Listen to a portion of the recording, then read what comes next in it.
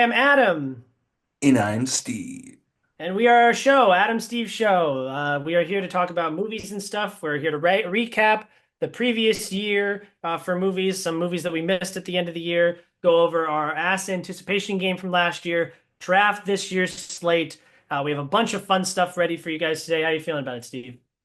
I am so excited, dude. This has been a long time coming, and Um, I'm so excited more than anything to get into this game. Like, I've been trying to figure out a list of movies I want to draft for this upcoming year. So many big movies coming out this year, so it's going to be interesting, and I'm excited to see where we go. Perfect. Yes, me too. And going over last year, so we have the final numbers for everything. We have the updated Rotten Tomato scores as of today, which is January, what, 12th, 10th, 11th? 11th, I believe, something like that. Yeah, I know it's the 10th. I sent an email today. It's 10th, the 10th. yep, Yeah, 10th, yeah, yep. yeah. Okay, so recapping last year, your number one overall pick in the draft was Avatar Fire and Ash, which got you 66 points. Then you took Wicked for Good, also got you 66 points. And the Fantastic Four First Steps, which got you 86 points.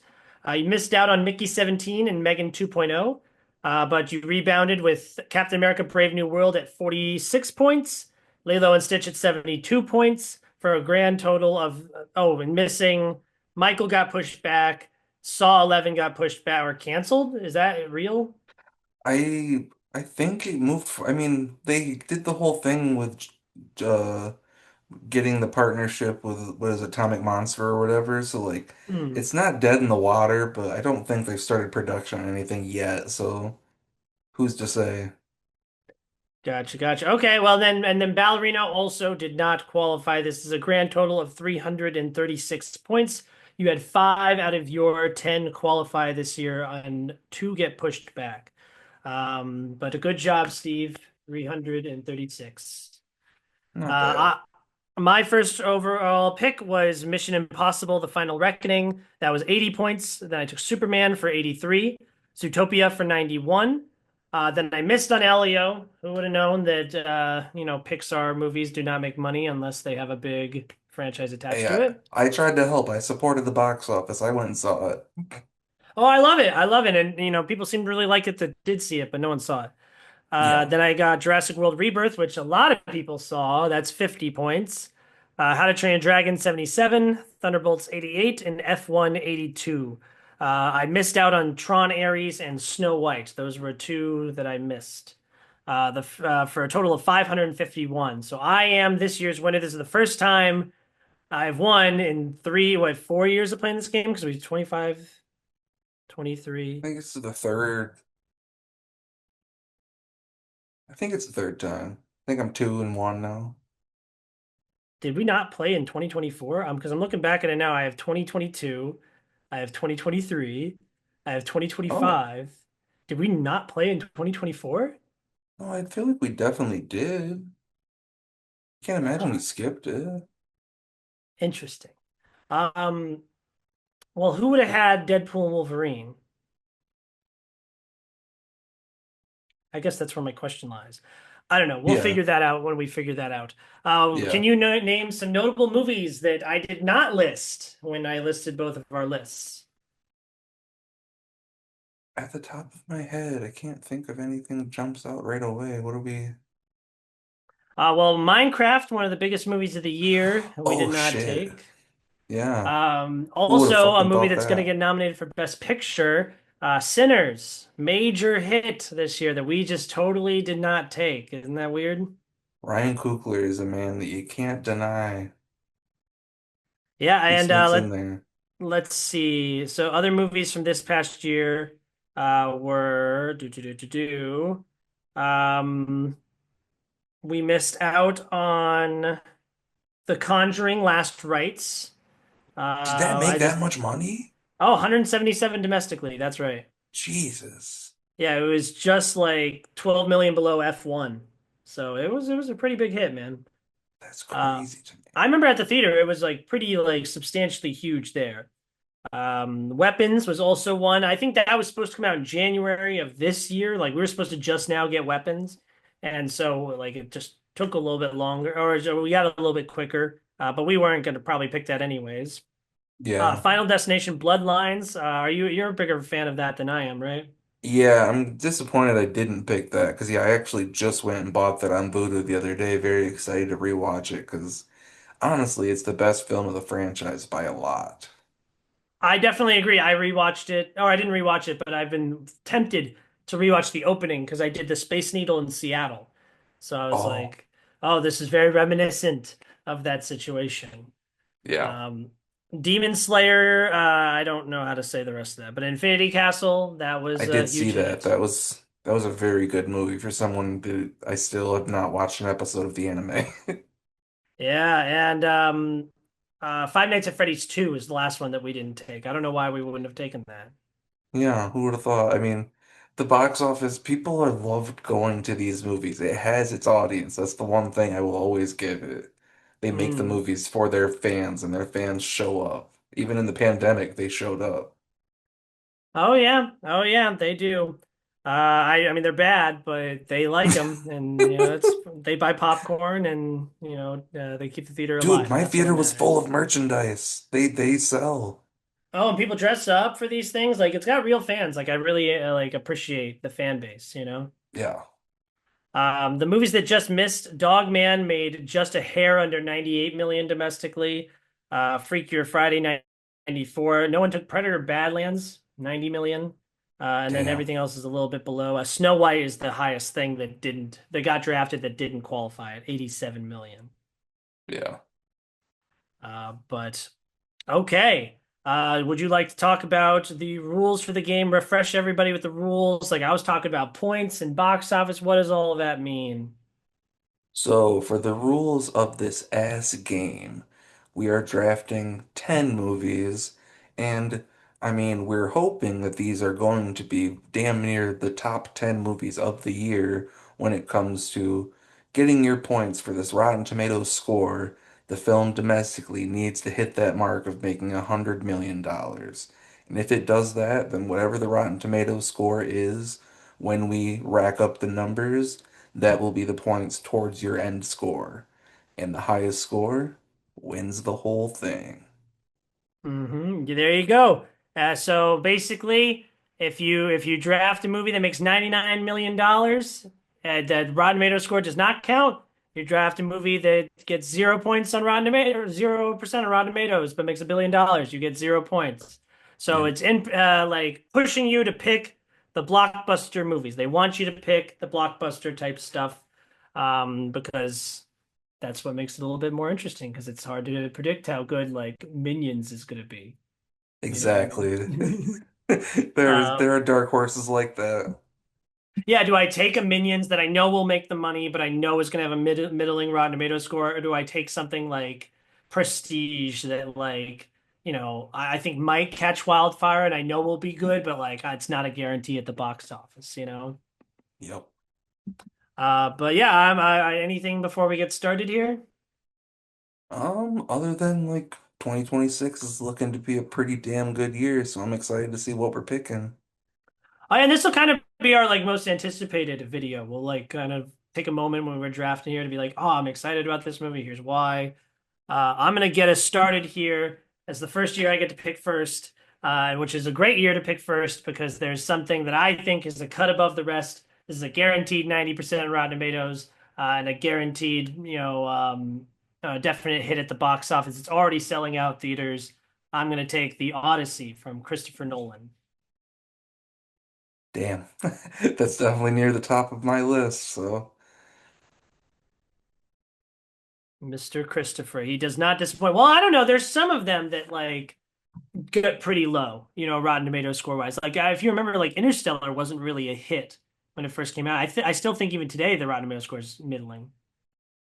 I don't know about today. I mean, it took me a long time to see it too, as a guy who literally for the first time last year saw it in theaters and was able to see it for the first time that way rather than watching it at home. And very excited to see where this is going to go. Obviously, he's doing all of the stuff on film again and is doing those prestige screenings where I think it's already sold out in a bunch of theaters and stuff where they actually have the film reels and everything. And if I can catch one of those, I was able to catch that with Oppenheimer, and that's always like a fun viewing experience. So it's become prestige viewing to see his movies now, and I think that box office number is probably going to be a pretty easy thing. And with his movies, I think you're going to get a pretty damn good score from that Rotten Tomatoes.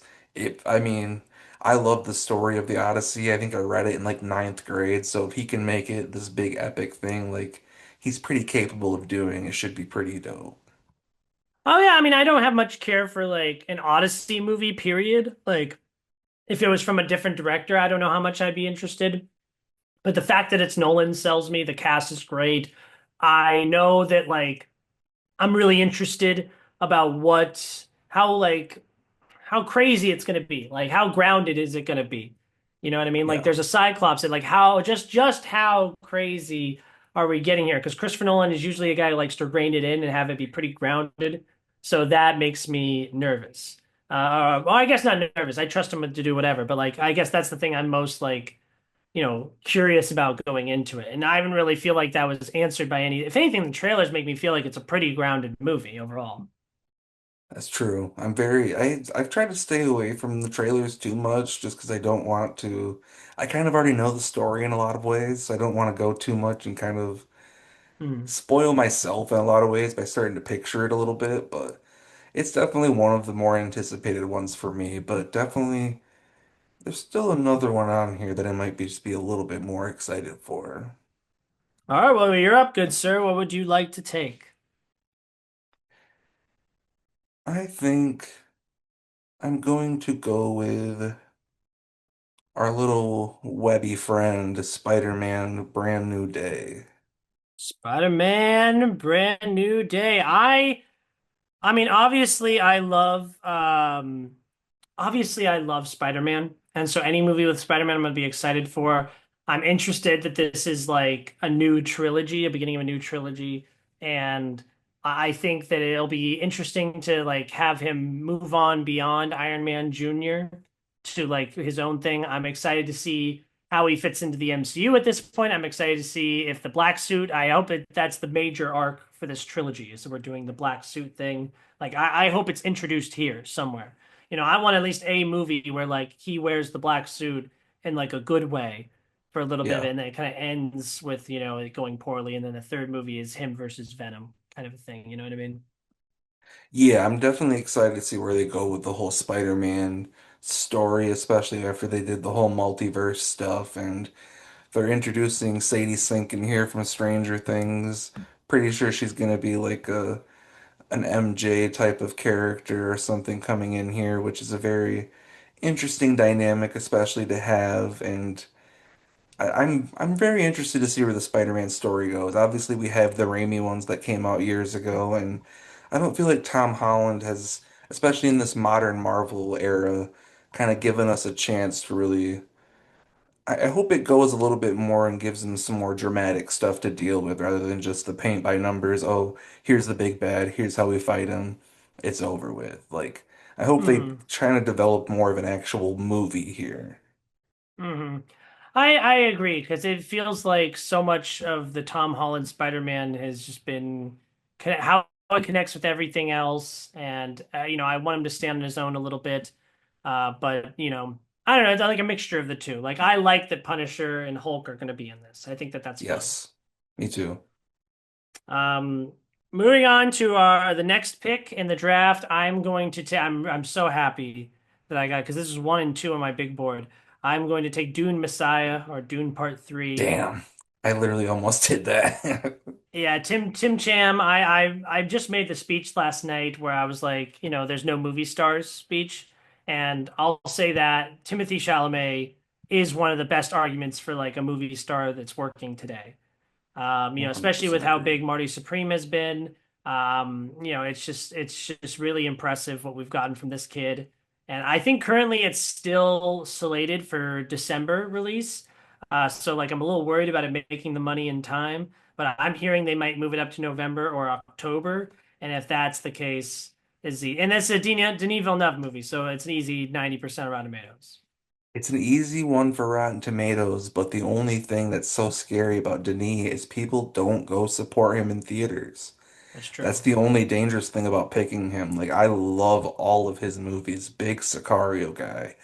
just Hmm. love everything he does. But the box office is the only thing that like I that's was gonna be my number one pick, but I was like, Spider-Man is a box office lock to where that one's not as much. I understand. I agree. I think that things have gotten better lately with the Dune movies for Denis, as True. opposed to like Blade Runner 2049. But like, yes, I definitely feel where you're coming from because it's not the slam dunk that Spider-Man is, you know. Yeah. But you are up with your next pick, good sir. All right. I Let's see. think, especially going off of the first film's success, I'm going to jump on this one. I don't think it's probably on your radar, but at least this high, but the Super Mario Galaxy movie. No, that's a great pick, dude. That's a great. With the first one being a fucking box office smash the way it was, it's another one where I'm especially thinking of maybe not the Rotten Tomatoes score as much, but to get the money, it's gonna make the money. I'm excited about this one. I really enjoyed the first. I know you're not as big on it, but I'm excited to see where this goes with it, and it looks cheesy as all hell, but I'm down. No, I understand. I mean, I probably like the first one more than I let on. Like I've seen it multiple times and I would watch it again. And I think I've lowered it from a 4 to a 3. So like I'm such a liar. Like you don't watch a 3-star movie multiple times. That's kind of the point. The point of a 3-star movie is like one and done. I don't need this Well, again. especially if you don't have a child or a niece or anything directly with you. That's true. Also, yeah, I have no excuses. But no, that's very high on my big board, dude. Don't get me wrong. I mean, Spider-Man was 7 and Mario was 6 on my big board. So these are two that are very respectable picks. Mario's gonna make the money, and then you have a guaranteed like what, 70%? You know what I Yeah. mean? And I think people will be less upset about the Chris Pratt Mario stuff at this point. You know what I mean? Like we understand that that is the status quo, and so we're going to be less like vitriolic in reaction to him. Yeah, we're still gonna make fun of it, but it's like it's whatever at this point. Yeah, exactly. And then yeah, it does look really flashy. All the space stuff looks really beautiful and fun. I mean, always thought Mario Galaxy was beautiful. Yeah, I've not ever played the games of Galaxy too much, but I've always thought they've looked incredible. Yeah, so good pick. Yeah, you scared me. I was wondering what you were going to take there. Um, I was on the fence of a few other things, but Well, hopefully, I take one of yours that you were thinking of right here. This is number 3 on my big board. I've gotten my 1, 2, 3 here.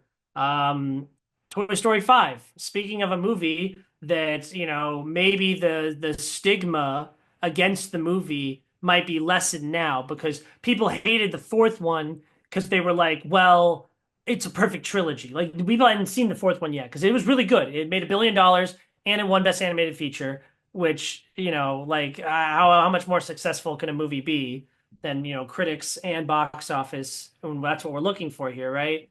I do yeah. think this is with a Toy Story movie that falls off. Like I do think that this is when, the chickens come home to roost. But Yeah. this is still a guaranteed $1 billion.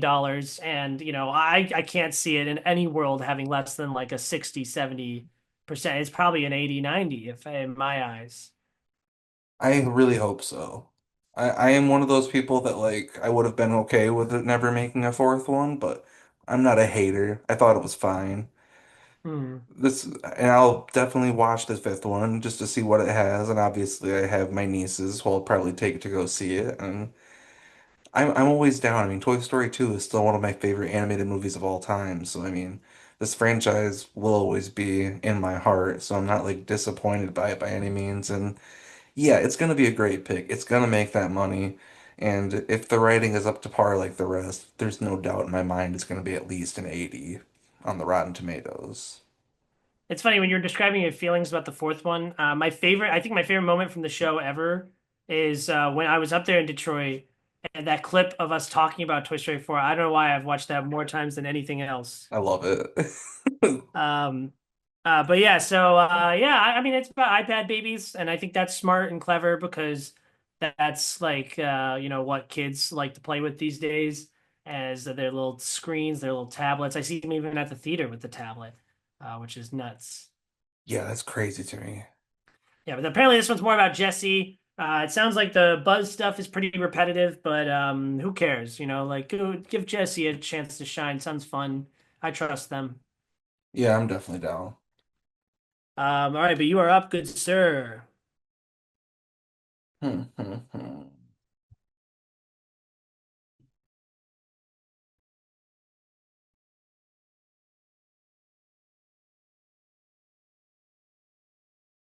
I promise you, you will I not take the fourth movie on my big board. Because my big board, I don't know. This is a movie that's not as much of a lock to make the money, but it's like I don't know, because I do a different game where there's like Oscar stuff that comes into play as well, and uh so you know, oh my God, no, you know what I'm talking about. Stop it, no.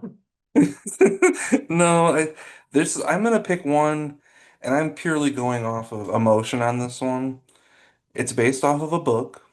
I read the book last year, and I'm No! very, very hopeful that this movie does both things quite well. And this is Project Hail Mary with Ryan Gosling. I This is such an incredible book. If you've not read the book, I do highly recommend it. No, my girlfriend loves the book. She loves that. This is her most anticipated movie of the year. Like has been for like when it Honestly, got same. announced, I was like, I knew she loved it so much, and she flipped out. You know what I mean? Yeah, when Ryan Gosling got cast for it too, I was like, fuck yeah, I love Ryan Gosling so much. So like this movie is, yeah, it's definitely one of it actually might be my most anticipated too, just because like the trailers have all been pretty good so far too. I've tried not to watch too much because like I already know a lot of the story too, but I also just the trailers have been pissing me off still lately. There's one of the new Colleen Hoover movies that literally feels like I've watched the whole fucking movie several times, but regardless. Yeah, I'm very excited for Project Hail Mary. I think it's gonna be a really cool new like sci-fi-ish, kind of almost a comedy in some ways, but a lot of adventure and it's an underdog story in a lot of ways too, of this guy literally being the last ditch effort to try to save shit. He's just a science teacher. Yeah, no, I love the pick. I couldn't love it more. I was kind of hoping it fell a little bit lo longer because I don't know for a fact that it makes $100 million domestically. That's the thing. I know it's gonna I'm be good. hoping the I star know. power of Ryan Gosling can get some money in there. Well, the Fall Guy, you know what I mean? Yeah, So that's what really scares me about it. But that being said, I mean, I think I trust Phil Lord and Chris Miller. I've already heard great buzz about it. My hot take on the movie is I think it's the sinners of this year. So I think it's the movie that comes out in like March, April, and is a huge hit, makes a bunch of money, connects with audiences, and then ends up being like a sleeper like pick for the Oscars. Because while I don't think Sinners wins Best Picture or anything like that, I think he gets nominated for like a litany of things, and I could see this getting a bunch of technical nominations. And The Martian was also like a huge hit. You know what I mean? that's true too. Yeah, I love the pick, dude. I couldn't be. That's number three on my most anticipated list. Dune's my two, Odyssey's my four, and that's all. None of the other movies have made my most anticipated list. nice. Because All no right. Toy Story, no Spider-Man, no Mario. I don't even have the next movie I'm going to take, which is the Avengers Doomsday. I don't have it on my most anticipated Damn. list. That was I honestly definitely the think, one that was sorry. right going to be the one I was going to pick. I was going back and forth, but I was like, I can't live with myself if Project Hail Mary gets taken. No, I love the pick because I think that's like a cool 90 points right there. Whereas I think Doomsday is like a 67. Yeah, that's true. It really depends on what really happens with this, because as we were kind of saying with Spider-Man, the current state of Marvel is on rocky territory right now. They've made some stinkers. They've made a couple pretty good movies, but we're kind of iffy of where we're gonna go here. And while I am very interested, I am very hesitant at the same times. And audiences are very seem to be unsettled as well. Like they're gonna go watch it, the money's gonna get there, but that box office compared to that Rotten Tomatoes is the big if part. No, I completely agree. I mean, in what world are we living in where a Avengers movie and a Spider-Man movie are not in my top 10 most anticipated? Like that's how upset I've been with Marvel lately. And I'll be there day one. I'll be really interested. I'll have a lot to say, and I'll probably love these movies.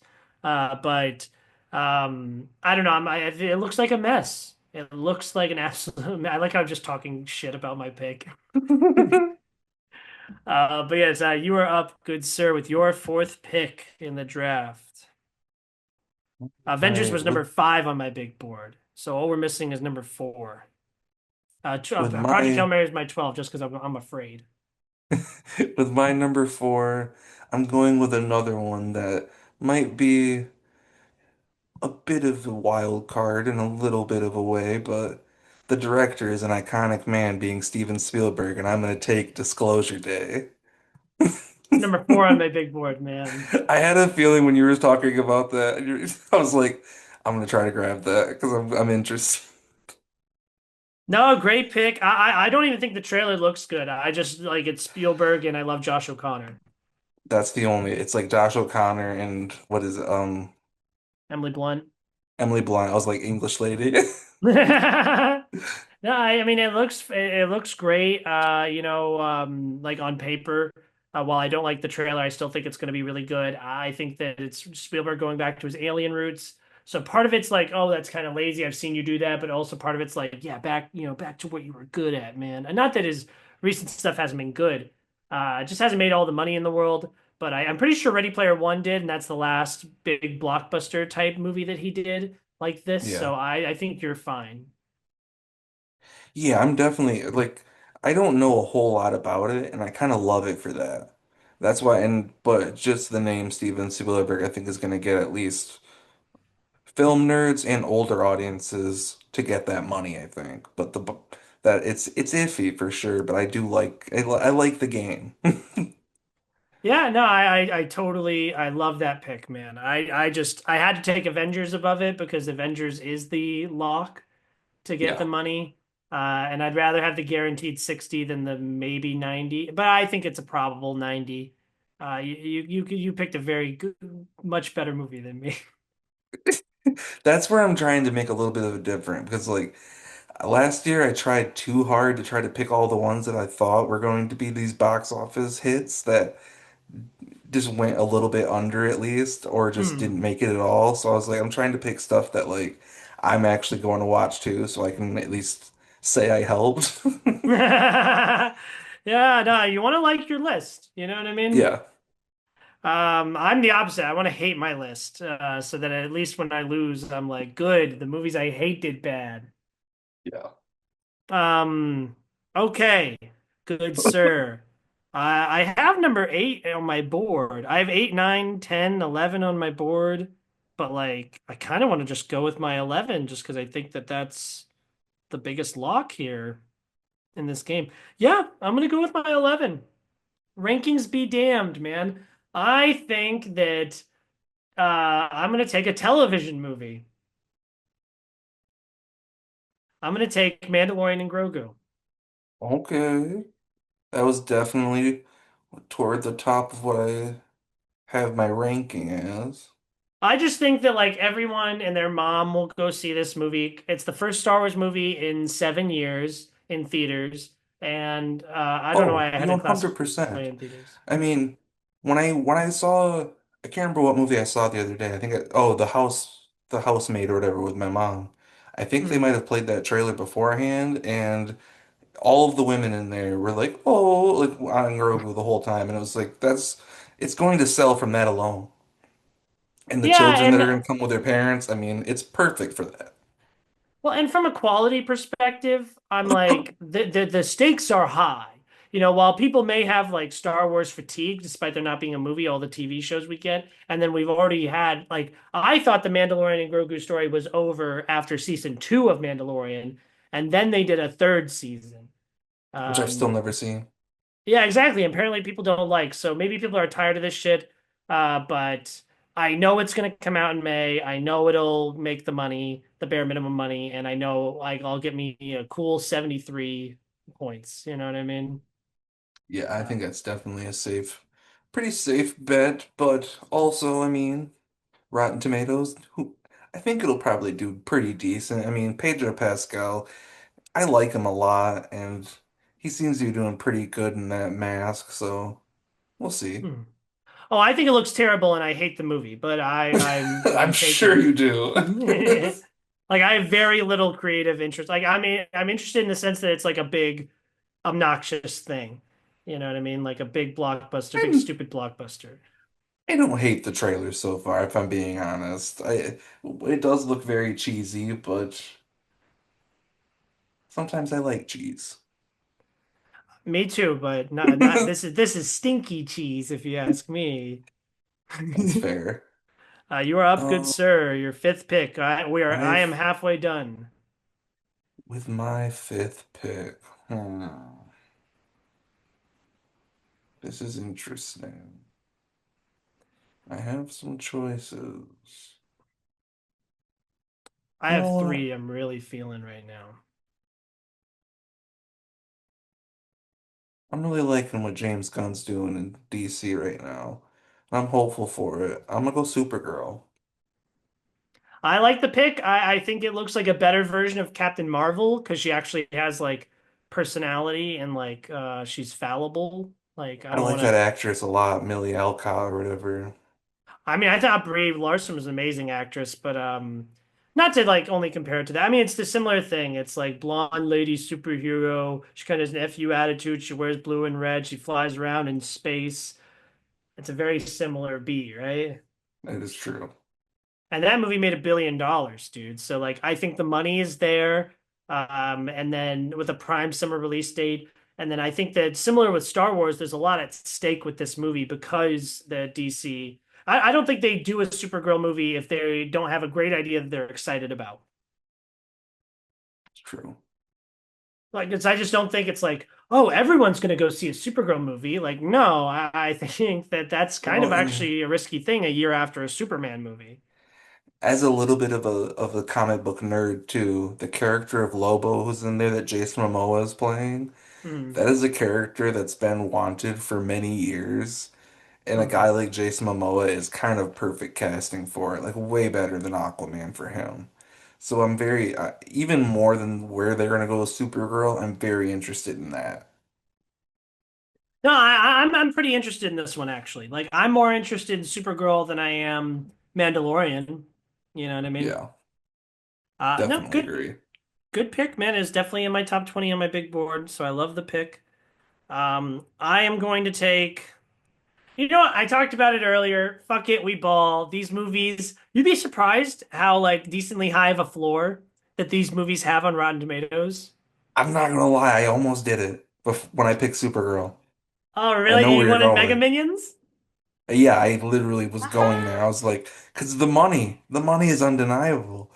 Yeah. I've gone to I think I took my niece to see the Rise of Gru or whatever one, and I feel like another one too. Like in the whole theater, it's like no matter if you go on a weekday, there's a bunch of kids in there with their parents watching these movies all the time. Oh yeah, and I think the Rise of Gru had like a 66% Rotten Tomatoes. I think the last Despicable Me had like a 76. So like guaranteed points, go ahead and give it to me, you know? Yeah, I mean, yeah, that's a very, very good pick.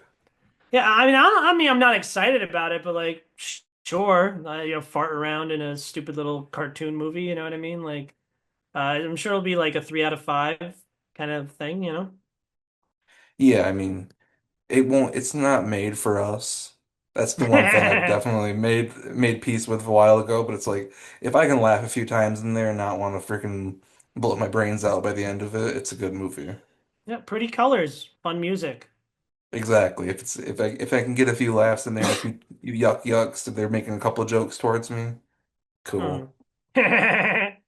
Yeah, but yeah, go ahead. You are up, good sir. Your sixth pick. You know what? I missed her last year. Let's grab Michael again. So that was one of the three I was considering, but I kind of wanted to. I wanted you to take it because you had it last year, so I wanted you to have the opportunity. You know. Well, I appreciate that. I I'm a fan. I like his music quite a bit, and when those trailers come on, I'd be lying if I said I'm not singing along to it a little bit. Hmm. It looks like it's pretty well made too. And yeah, I think it's definitely gonna hit box office wise. I don't know where it'll hit Rotten Tomatoes. It's a movie that's people have talked about a lot. It's been on the shelf for a little bit. They've gone back and done things, and it's a very controversial topic too. So I mean, it's a question mark, but I think it's gonna be successful.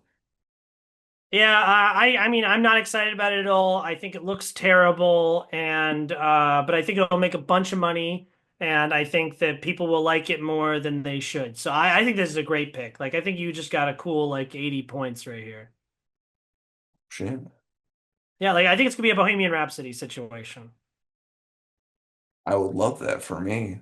I don't love Hmm. Bohemian Rhapsody too much. I've not rewatched it in a long time, but Yeah, I mean I don't know. I don't think it's like a 90% or anything like that, but I definitely think that like I mean just the music alone, like Michael Jackson has. What's your favorite Michael Jackson song?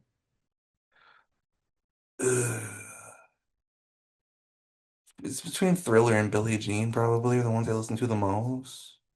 Oh, really? I was gonna say the first two that came to my mind was Man in the Mirror and You Are Not Alone. Man in the Mirror has been in my rotation a lot in the last few months. It made my Spotify Wrapped. Like not the top five, but like the the playlist that they make for you. Yeah, yeah. Um, Yeah, no, there's lots of bangers. but good pick, dude. Good pick. Let's see. Give me one moment. Think about this for a second. Number seven for you. Okay. So Michael is my eight on my big board, so I really wanted it. My 10 is still available, but I have just as much confidence as my 13 in making that money. And I think that my 13 is guaranteed to have a better Rotten Tomatoes score. So I'm going to take Hunger Games, the Okay. Haymitch movie, I guess. Yes. Not read the book yet, but it's on my list because I've heard it's actually a pretty good book. Exactly. The fans seem to really like it. It's a brand name recognition. It's got a cool like November, Thanksgiving, season release. I think that it's, male and females can enjoy it. I think like not all ages, but like anyone like 13 and up, I think can enjoy this. It's not only for teens, it's not only for adults. I heard Jennifer Lawrence and Josh Hutcherson are coming back, so that's a huge box office boost. The I last did one not made know good that. money. And the last one only had like a 60 something on Rotten Tomatoes, but I think this one would be higher. Like I said, the book's better. And also like that one's a little loathsome because it's like, oh, a spin-off, a prequel movie for the Hunger Games. Like, isn't the Yeah. story over? What else is there really? But now with this one, it's like, all right, well, we've already like ripped that Band-Aid off. So, people Yeah, aren't gonna throw that judgment at it. and the only thing like I enjoyed the last one, but you made the main character President Snow, who literally is the main villain of the original series. So like you're Hmm. gonna get a few people that are just not really caring about that as much, even as just a spin-off book, let alone a movie.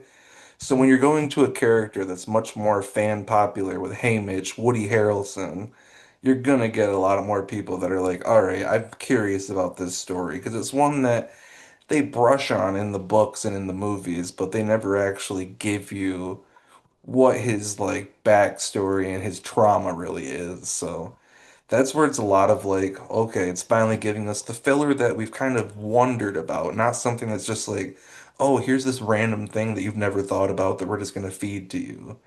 That's where I Hmm. think this one works a little bit better. So I definitely think that's a great pick.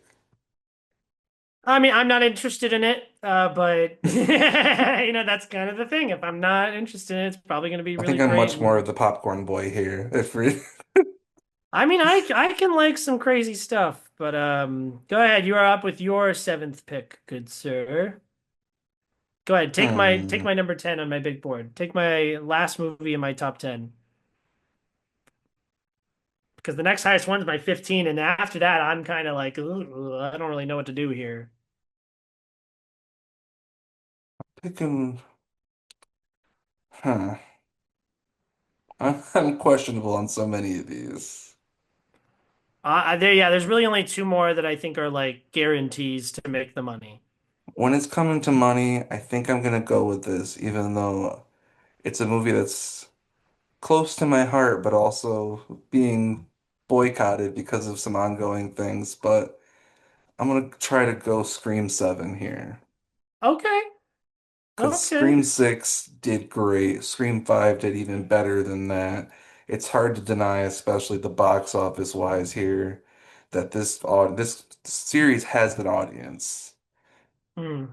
And I think, especially with them trying to do the Matthew Lillard stuff, it's gonna bring back some curious Karens here. And while I don't feel great about it, I'm gonna go with it.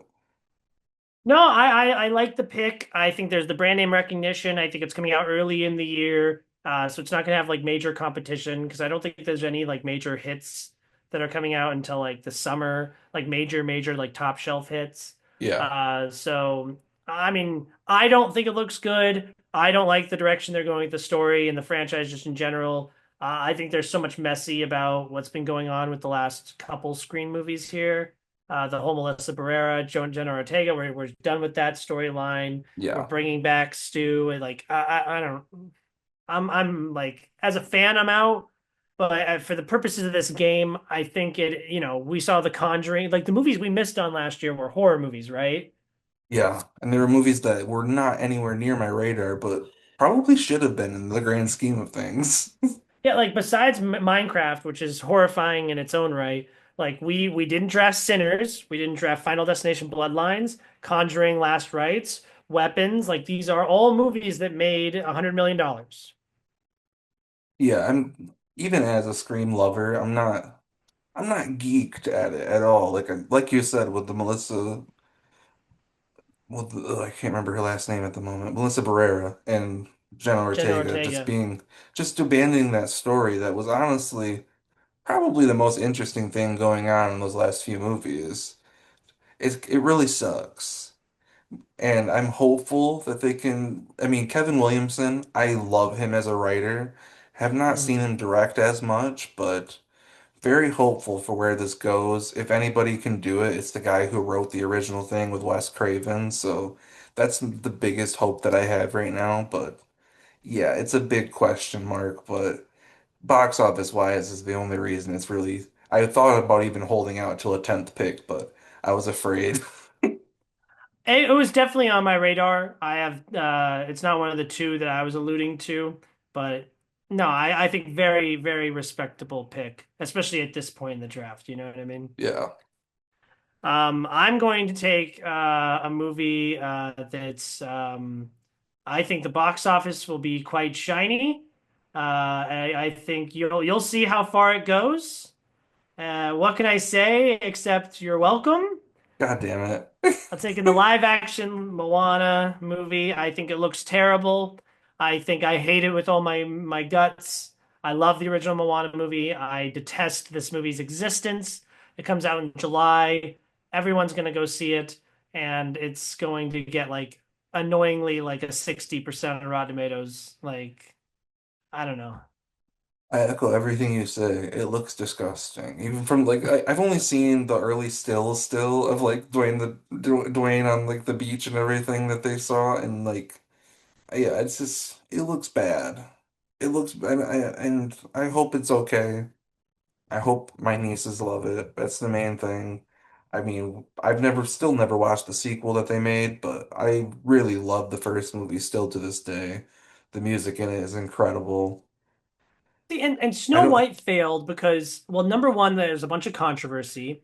Like, no matter which side you support, you hate someone in the cast because what wasn't yeah. Rachel Zegler and Gal Gadot on opposite ends of the crisis in the Middle East.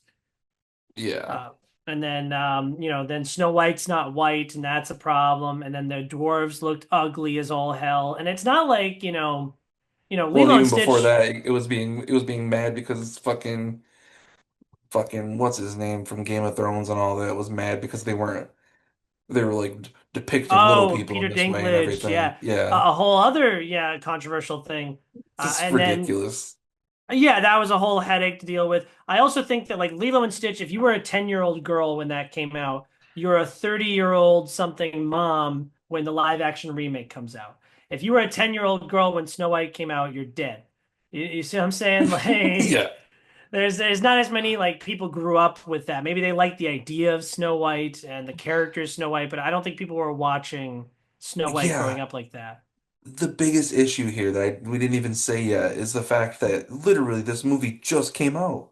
Like it's not like it's a classic Disney that needed to come out right away again. It's Oh, a movie that Moana. literally yeah, it's a movie that came out in the last 15 years, Yeah, but 10 years. they don't I mean, care. You know what I mean? yeah, The it's like families, they don't give a shit. They're just like, yeah, oh, it says Moana, Disney knows Moana. that they can just reprint money, and I mean, it didn't work with the sequels, so I mean, why would it not work with just the same movie again? I mean, maybe you mean critically, because the second That's Moana true. was a hit at the box office, unfortunately.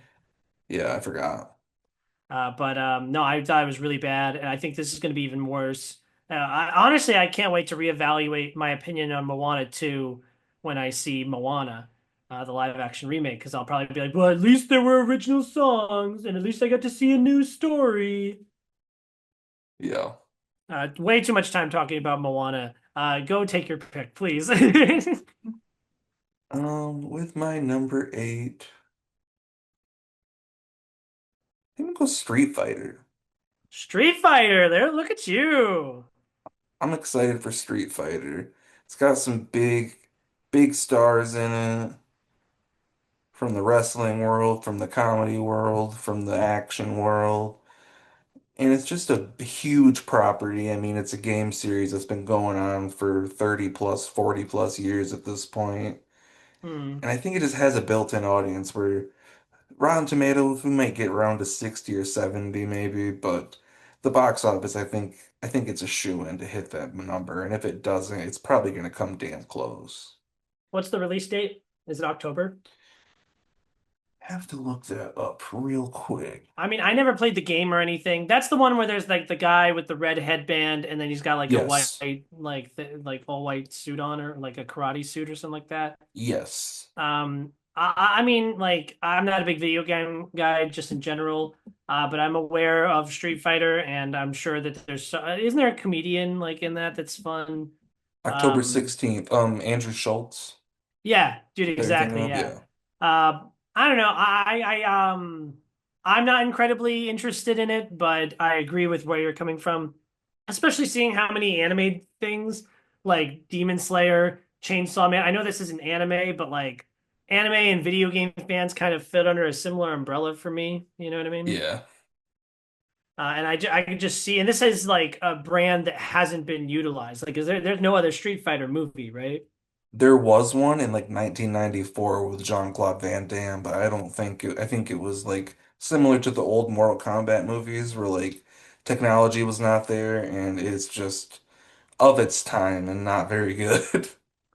Well, I mean, then the bar's low, right? You know what I Exactly, mean? And it yes. could very easily surpass that. It is a brand name that people know. Like, I don't play video games like that. I know what Street Fighter is, so I respect the Yeah. pick.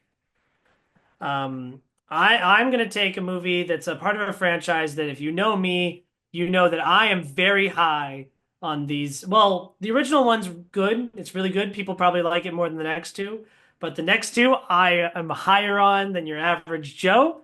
The main hint, I'm wearing the main hint right now. My main man, actually twice in a row, I'm picking my main man from the Smashing Machine, Dwayne The Rock Oh, Johnson. Jumanji? And Jumanji, I put Jumanji 3 because it's the third of this lineage, but it's technically Jumanji 4. What would you put? 3. Right? Right? Yeah, it just makes more sense to be 3. Like I was doing my trilogy. I have a mass trilogy rank that I did. Like every trilogy I've ever watched, I ranked. Like there's like 70 of them.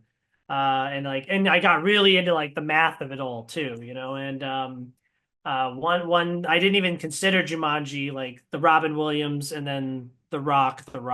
Like that's not a trilogy to me, especially with this new one coming out. Like I would have considered if this is the last The Rock movie, then the three Rock, Kevin Hart, Jack Black, Karen Gillan movies, that's a trilogy, right? Yeah. It's going in a direction I don't care for. I hate the cliffhanger at the end of the next level. I don't want to come to the real world. I think that the setting of the real world is boring. What's cool about Jumanji and with Welcome to the Jungle and specifically the next level is we're going to new environments. And the next level, we're in the desert, we're in the snow, we're in, the first one, we're in the jungle, we're in, it's very vibrant, different, fun action adventure environments. Whereas like the first Jumanji's like, we're in the suburbs. And this one's like, oh, we're in the city, like a nondescript city. Who fucking cares, man? I don't want to see, oh, Joe, the giraffes are running and they're knocking over the street lights, because they're so tall. Like, I don't want to see any of that shit. You know what I mean? Yeah. I hate my list. I don't know. Are you interested in it?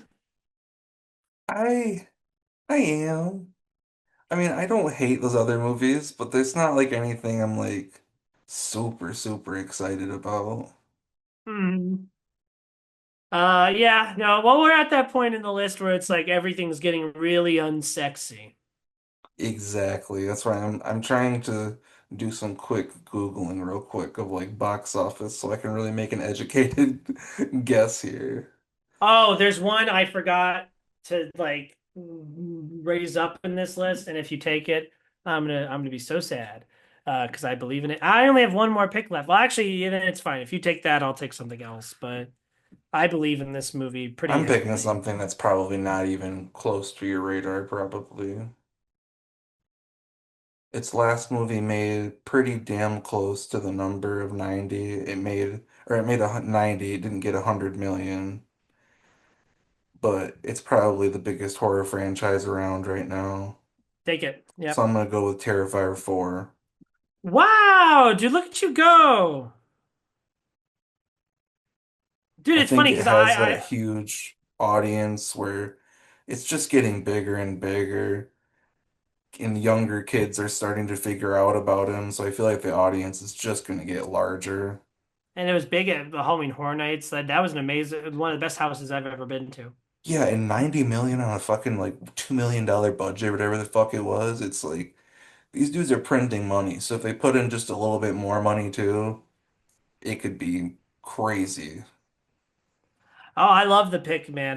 Because I do the same like the rules. I do this same game with my work crew. I introduced it to them and they really liked it. And it's funny to me because Matt took this and Matt usually wins. And I was kind of surprised when he took it. And now you've taken it too. And I'm like, okay, maybe I'm in the because I'm not the biggest Terrifier fan, but Yeah. like everyone thinks that this is a bigger hit than me. And I'm like, okay. Okay. Yeah, I don't know Rotten Tomatoes how well they've been doing, but box office wise, it's just getting huge. So I think it could definitely hit that 100 million especially if it comes out. I don't remember when it comes out, but if it comes out at a good time around like the fallish time, I think it could definitely do some good money. Yeah, I think that you're right. I think that Art the Clown is the closest we've had to an original modern day horror icon. So I Truly, support it. yeah. I mean, it's not. I'm not the biggest fan of the movies, but like we said earlier, horror movies. There's a larger horror market than we have been accounting for in this game, right? Yep. All Um, right, final picks. I almost want to keep going because I have so many that like I want. But no, this I feel amazing about this being my final pick. This one's for the girls, and specifically for the older girls. I'm gonna take a sequel of the movie called The Devil Wears Prada Okay. 2. I think this movie makes a huge hit of money. I think it's gonna come out in early May, and there's no Marvel movie in early May. And so I think there's nothing really that huge in early May in general. So I think it's going to clean up. The female demographic will be really into it. I think Anne Hathaway in general is going to have a major year this year. She has three movies coming out that I really believe in.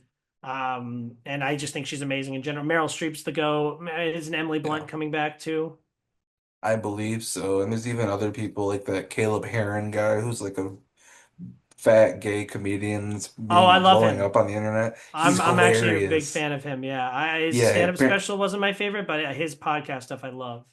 yeah, he's has like a cameo, I think, or a role in that. I've heard him talk about it a little bit. So like I still haven't seen the original, but I'm interested in that alone and just to see if it can actually be a good sequel after so much time too. There's a lot of question marks here, so I'm Hmm. interested for sure, and I think that is a very solid pick when it comes to this game because it has that built-in audience of many women of many generations who adored that movie when it came out, and I think it's become even a cult hit in a lot of ways too, even though I'm pretty sure it was probably a big hit at the time, but the audience has held on since, and it's just become a very long-term fan base, it seems like, for just a very nothing movie from what it seemed like anyway. But Oh, I think yeah, it's I really think it, good, man. And isn't Sydney Sweeney joining the cast or someone, some big hot young I fucking hope person? not. Well, The Housemaid was a huge hit, The box Housemaid office was a huge wise. hit, I will say that. I don't think it was for her by any means. She She had bad basically like hair. fucking slept walk through that movie. Holy shit. Amanda Seyfried fucking walked fucking laps around her, but I haven't seen it yet. No regardless, spoilers. I haven't seen it yet. I honestly do recommend it. As crazy as that sounds, I went into it with no expectations, but it is a goofy fun time. No, I'm into it. I'm very into it. The problem isn't interest. The problem is it, it came out around Christmas. The screening was the day before my flight to Oregon, so I didn't want to do that. And then If I've been to the you theater if you and twice Lauren have a since. second, I think she would probably get a kick out of it too. I know, I'm sure. I'm telling you, man. Since the middle of December, I've gone to the movie theater to see a movie twice. Yeah. And one was Anaconda, which wasted time, and then the other one was this guy right here, this Hell guy, yeah. picking that nose. But yeah, your last pick, good sir. Yeah. I'm going back and forth on a few things. There's a lot of good stuff that's gonna come out this year. But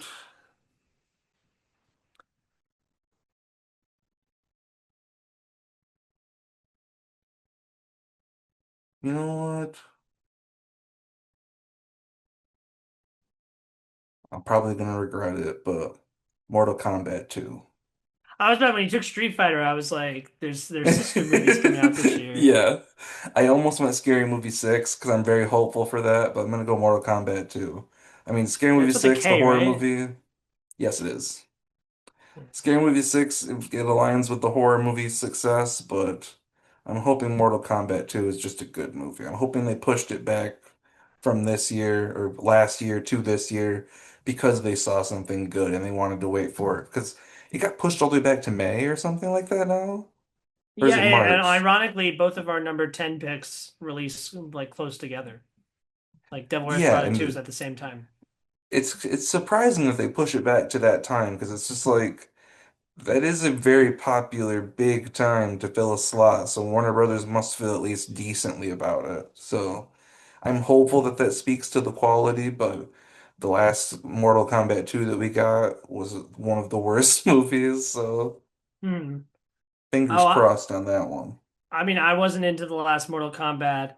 I'm not into this Mortal Kombat. I'm not into video game I movies. I'm not into enjoyed the last fighting Mortal movies. Kombat. I maybe gave it a three. I maybe was nice. I'm very doubtful about that. No, I think it's a good pick though, because I agree with what you're saying. I think that there's a reason they're making this second one. I think that there is room to grow from that first movie, and it doesn't have much competition. Like even if the Devil Wears Prada comes out at the same time and is a hit, it's a very opposite target demographic. Yeah. But that's our list. Those are our picks officially. I'll read them out here real quick. I took The Odyssey, Dune Messiah, Toy Story 5, Avengers Doomsday, Mandalorian and Grogu, Mega Minions, Hunger Games, Moana, Jumanji 3, and The Devil Wears Prada 2. Steve, you got Spider-Man Brand New Day, Super Mario Galaxy Movie, Project Hail Mary, Disclosure Day, Supergirl, Michael, Scream 7, Street Fighter, Terrifier 4, and Mortal Kombat 2. I'm feeling okay. The list of movies that are not a part of a franchise, like that are not like a sequel or have like, a major, like movie franchise brand to it. The Odyssey, I mean, obviously it's based off a very famous book, but that is Yeah. not a sequel franchise movie. Um, I have that's it. I have the Odyssey. And then your list is a lot more fun because you have Project Hail Mary, similar to the Odyssey, is based off a very famous book, but still Yeah. not a sequel in any way. Disclosure Day, I think, is the only purely original thing so far on this list. Yeah. And it took the Very true. greatest director of all time for us to Yeah. be like, fine, I guess. Um, Michael is technically not, I mean, obviously it's based off of like a famous, Yeah. artist. You could say it's a famous IP in a way. But Yeah. yeah. Because people aren't going to be seeing it. People aren't don't want to see it because they think it's gonna be good. They don't want to see it because, Yeah, they're not the seeing it for talent. Antoine Fuqua or whatever. Yeah, they're seeing it because it's the Michael Jackson movie, which Yeah. whatever. And then no, that's it. Everything else we have. So congratulations, you have the more original list. I'm officially rooting for you to win. Uh, but yeah, there's some notable ones that well, actually, wait, you had a shorter list than me. So what were some notable ones that you did not take? The only other one I had Scary Movie 6, like I said. I wrote down Clayface. I'm not really sure if that one would be anything, but I was very interested in that. Scary Movie 6, I'm excited for. I low key think it's going to be a hit because I think there's a lot of people who have a lot of nostalgia for these movies. And Yeah. also, I think it's been a long time since we've gotten one of these.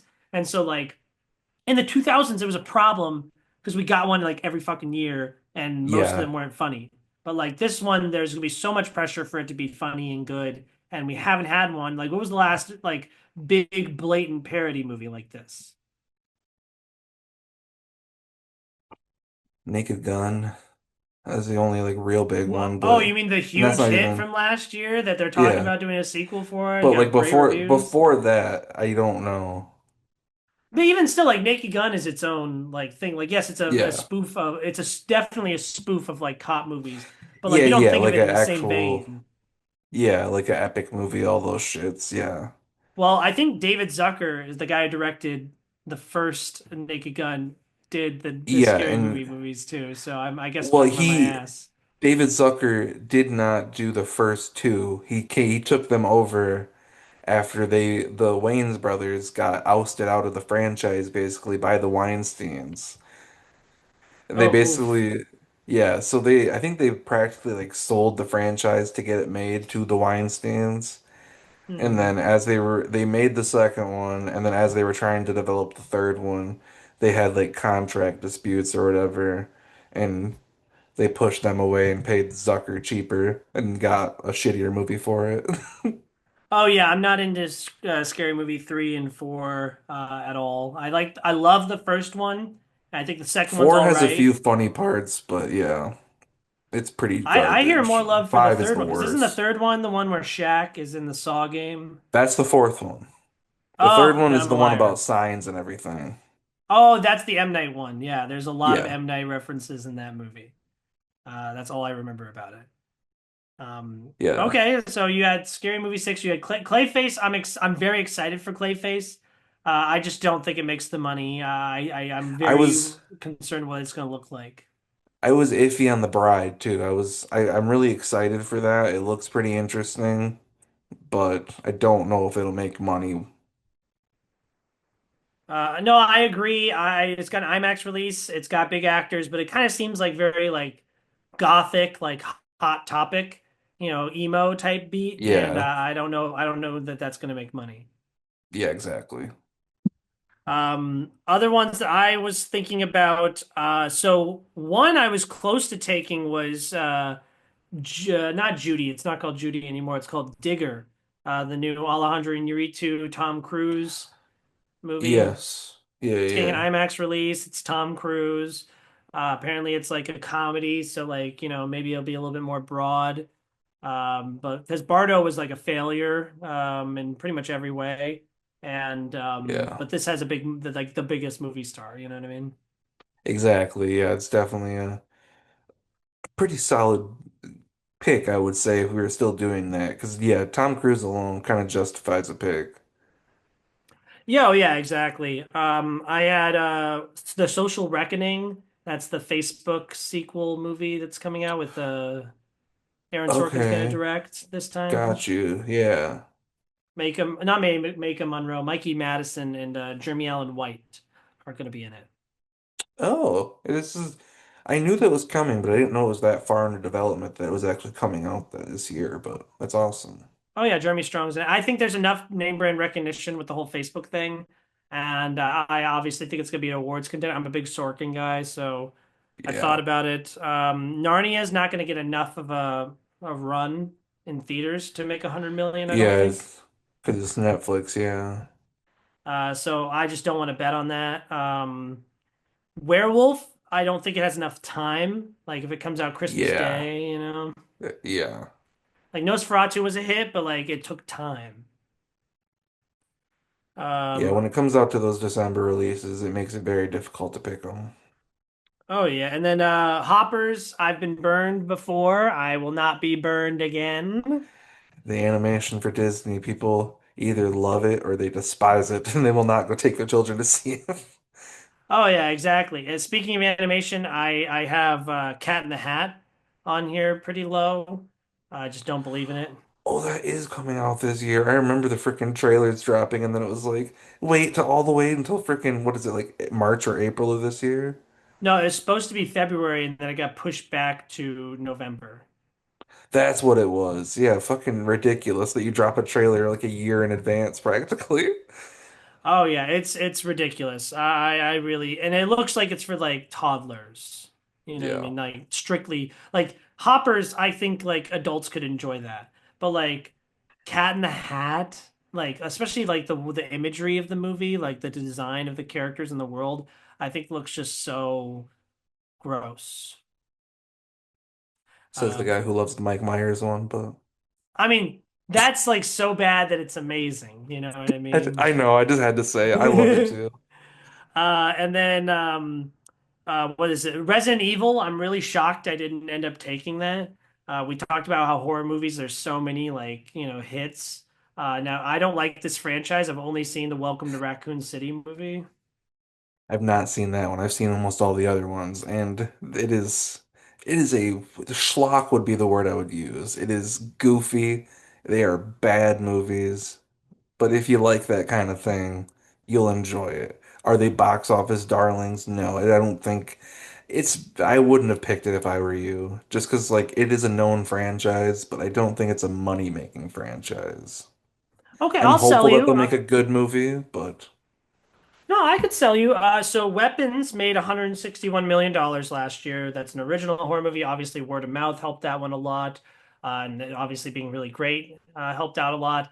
But Zach Cregger, this is his next movie, and he could really do whatever he wants, right? I mean, like I did forget that it's Zach Cregger. That definitely gives it much more because like the other ones were fucking made by what's it, Paul W.S. Paul Anderson. W.S. Anderson, yeah, that Yeah, so hack. like yeah, so like you're dealing with that. Exactly. And so like the bar is so obnoxiously low, like we talked about with Street Fighter and Mortal Kombat. Yeah. So like I've heard it being described as like an Evil Dead 2 type movie. And so I just think that that's the horror movie that comes out in September and November, October that I would like to bet on. Yeah, knowing that I probably would have taken out Mortal Kombat too because I totally forgot that that's what he was doing, but yeah, I take back what I said then. That could actually be pretty interesting. It's a franchise. It is a franchise that literally an auteur like that could walk into it and make it something out of nothing.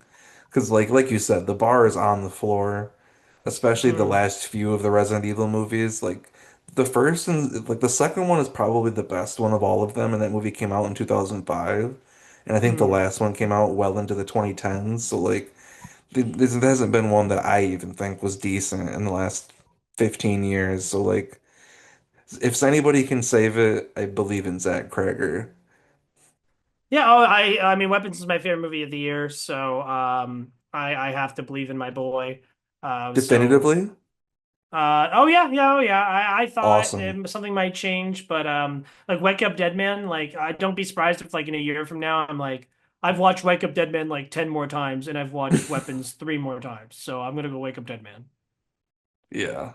Because Wake Up Dead Man was my three, and then K-pop was at the two. And honestly, K-pop, I've seen that like seven fucking times, dude. It really should be my number one. Hey, my niece is gonna love you for that. That's her number one for sure.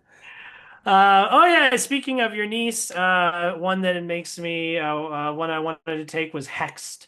That's the new Disney animated movie coming out around Thanksgiving. Um, Okay. it's Disney, it's animated. I mean, it could be another Yeah. Strange World or Wish, but what if it's good? I like Strange World. Never saw Wish, but I don't like either of them really. I mean, they like pity three out of fives. yeah. Bone Temple will not make the money, but that's going to be my favorite movie of the That year, was one starting with. that I was literally Googling the box office and I was like, ooh, 28 years later, it only made like 60 million or something like that. I was like, there's no way the sequel's gonna make even more. And that was in June, like so Yeah. prime release date, and that's with like great reviews too.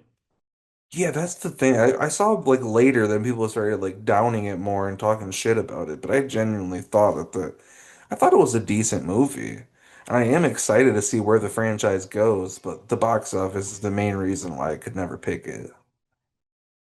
Yeah, I completely agree. I'm gonna be rewatching that this week though, so that I can see the new one. I mean, I love it. I love it so much. Hell yeah. Um, what's it called? The other one's Fokker-in-Law. These are like, it's a Thanksgiving thing. It's got a bunch of big actors. It's a franchise. Yeah, I saw Meet the Fockers in theaters on Christmas Day with my family back in 2006 or whenever it came out. I was like 10 years old. Mm. Core memory. I like the first one. Meet the Parents. Like, I'm watching you. I'm watching you, Fokker. Yeah, You know. it is boomer humor to a T. And Hmm. I think the box office, I think it'll probably if it doesn't hit that number, it'll probably come pretty damn close, especially at the holiday season like that. People are going to be Hmm. taking their parents to go watch it and everything, and it'll definitely get some families in there. So, but I don't know, Rotten Tomatoes wise, if it's anything like Little Fockers, this won't do it, but fingers Hmm. crossed. I mean Ariana Grande's in it, so that makes me not worry about the box That's office. true. Um, Other ones I have Forgotten Island. That's the new DreamWorks movie from the Puss in Boots: The Last Wish director. It's about like these two Polynesian best friends, and they go to the Forgotten Island, and they have to get out of it before they forget, I guess. But yeah, So, yeah, it's an original, completely original thing. But I thought maybe it's animated. What if it catches wildfire? Especially if it's good. But yeah, then I have right in this territory, that's where I have Clayface, Mortal Kombat 2, Street Fighter, Scream 7, Verity. Do you know what Verity is? It's one of those fucking I think it's a Colleen Hoover adaptation. I think it's is that Anne the one I was talking about Hathaway, earlier? The one that, oh, Anne Hathaway, no. The one I was talking about earlier had the Micah Monroe Tuscany. girl in it. No, I don't know. I don't The know. trailer keeps playing all the time, but she like has like a baby or something. But she right before that, she like has a baby in prison because like she like gets in a car accident with her boyfriend and he dies, and then she gets booked for manslaughter because she was drunk driving, and like Oh the no. whole family hates her, but she moves back to the town because she wants to see her daughter again. And this is all in the trailer. And then like one of his friends like It's hates her all in so the much. trailer. Yeah, it's not a spoiler. This is all in the trailer. One of her like taking care. They're all taking care of the kid now, and they all hate her so much. But she starts working in the town, and she earns their respect. And then one of them starts fucking her, and it's all in the trailer. I know the Her whole family story. member? It was like his best friend. Oh, okay, that's fine, I guess. Yeah, no, it's like his best friend and a bunch of his buddies, and like his mom and dad like have guardianship over the daughter and stuff. And they're all like, "Fuck you, you killed our son," shit like that. Unfortunately, this is a classic case of someone that's trying to like talk me out of a movie, and all you're doing is I didn't know this movie existed. Now I'm sold. Like I want to Just watch watch the this movie trailer. Like you've already now. seen it. You can watch it for Um, free right now on YouTube. it sounds terrible, so I want to see it. I'm gonna Uh, watch it too. I saw it that day with my mom, and leaned over to her after the trailer ended, and I was like, "If you want to go see that, I'll go see it with you. But just know, I think we just watched it." No, I don't blame you. I'll look it up when we're done here today. But Wuthering Heights, That's another one similar with Verity, like the romance that is Valentine's Day. It's got And the Jacob Lordy Elordi. fella too. Well, Margot Robbie's no box office guarantee. My Big Bold Beautiful Journey was a bomb. Yeah, But this is a lot more like sexed up, and Elordi's coming off of recognition for playing Frankenstein in the that was my GDT. Frankenstein. I like him. I love Emerald Fennell. I'm very pro Emerald Fennell, but I know that she's got a very volatile reaction to her movies usually. Is she Saltburn the and one? Promising Young Saltburn, Woman. yeah. Yeah, I like which Promising Young Woman a lot. Saltburn, I'm big on both. I mean, Promising I Young Woman's know. my favorite movie of 2020. It was So, definitely up there for me too. Saltburn was just, I liked it, but I feel like it was just, it was overhyped for me by the time I saw it, I think. hmm I was really into the hype. Goat, the animated Goat movie, also comes out on Valentine's Day. It's Steph Curry. tracking. Well, it's just the same artists who did the Spider-Verse and K-pop Demon Hunters, so it's like Yeah, and maybe this is something. it's got dude from Stranger Things too, right? Finn? No, I think Well, it's Caleb McLaughlin or something. It's the black kid from Stranger Things. sure. I have nothing against him. I like I him. think he's the voice of the main character. Sure, sure. I mean, I don't know. I love Steph Curry, but like this movie, I think this movie looks like dog shit. So that's I don't really love all the I'll say. animation style. Me neither. And everyone I've talked to about it thinks it looks like dog shit too. So, Evil Dead Burn. That's and the last one didn't make a bunch of money, but fuck it. Yeah, I like the last one, but the Evil Dead movies are very cultish with their fan base. It seems like even the fans that love them for some reason will not go to the movie theater. I don't know if they're scared to or if they're agoraphobic. I'm not sure, but Hmm. there's a huge audience, but it doesn't seem like they actually leave the house. Hmm. Another franchise horror movie that I thought about was Thread and Insidious Tale. It's Insidious is a big brand. Yeah, I'm hopeful. I liked that last one that they did a little bit. It was not my favorite by any means. Patrick Wilson did Hmm. cool in the director's seat, but I Oh, I don't know forgot why he this even did that. Oh franchise. my gosh. Yeah, Oh boy. Yeah, it was a I'm cool not family excited drama. for it, but yeah, right. It was way too much drama, not enough horror. I remember Yeah. that. Masters of the Universe. I think that looks fun and big. Hopeful for that for sure. The original Masters of the Universe from the 80s is cheesy as all hell and Hmm. very low budget, but it is a goofy fun time.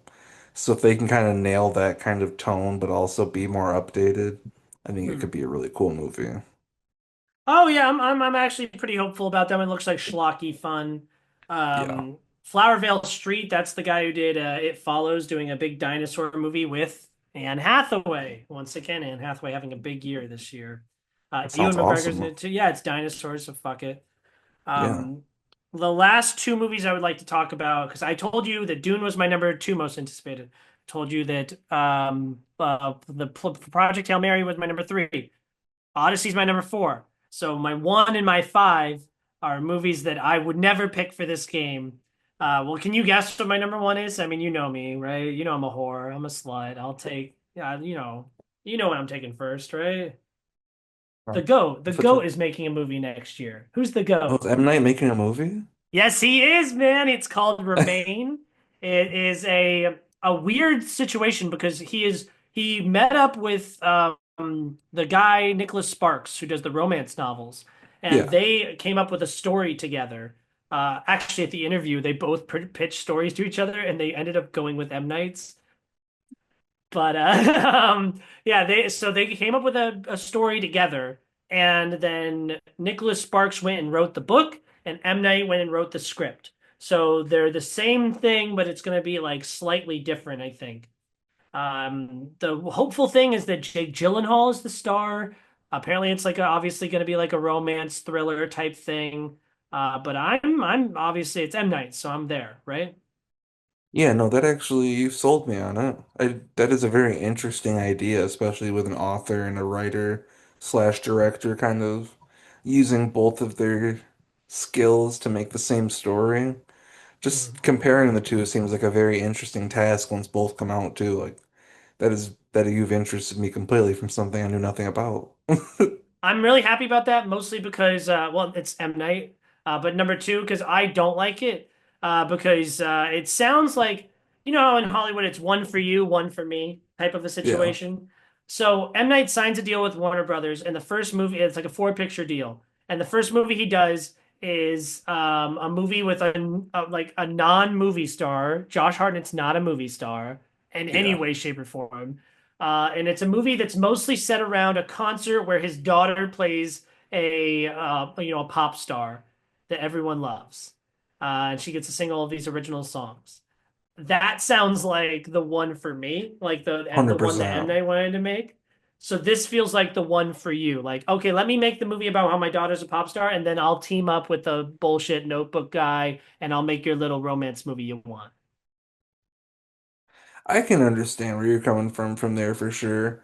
I think the idea of just like a writer or a director and a writer kind of doing their own thing with the same story. I'm just very interested to see what the outcomes are on both ends, and I hope M. Night puts a little bit more of his shit into it rather than just being a straight up Nicholas Sparks romance or whatever like it could be. Like definitely Hmm. put some thriller stuff in there and put his mark on it, if I would say.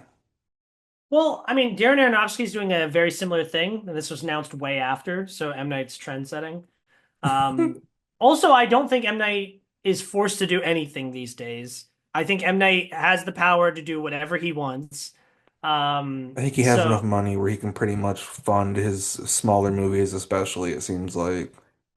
exactly, and like, what does he have to prove? And like, what studio is being like, oh yes, we're gonna director for every time that M. Night's been a director for hire, it's been one of the worst movies to ever exist. Yeah, Like The Last critically, especially. Airbender, yeah, and After Earth are both like mega box office or blockbuster flops. And both of Yeah, those were movies that like weren't his idea and he got like assigned to do it.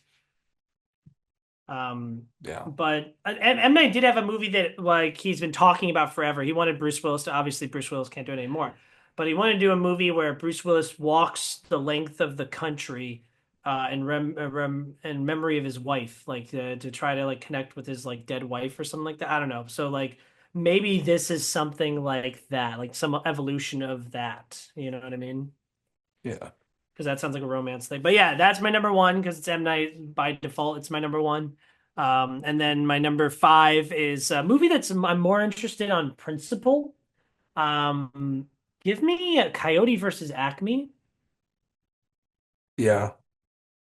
Yeah, very Yeah. excited about that one. It was one that we all thought we were never gonna see. So yeah, it's definitely just exciting alone that it's getting a release, let alone that it could be, especially 2D animation and everything like that, and being much more, it feels like much more in the tradition of animation rather than a lot of this 3D stuff that, like we said earlier with Goat and everything like that, and even on this newest SpongeBob movie, I mean, this new 3D animation just, unless you put a bunch of money into it, it looks like trash.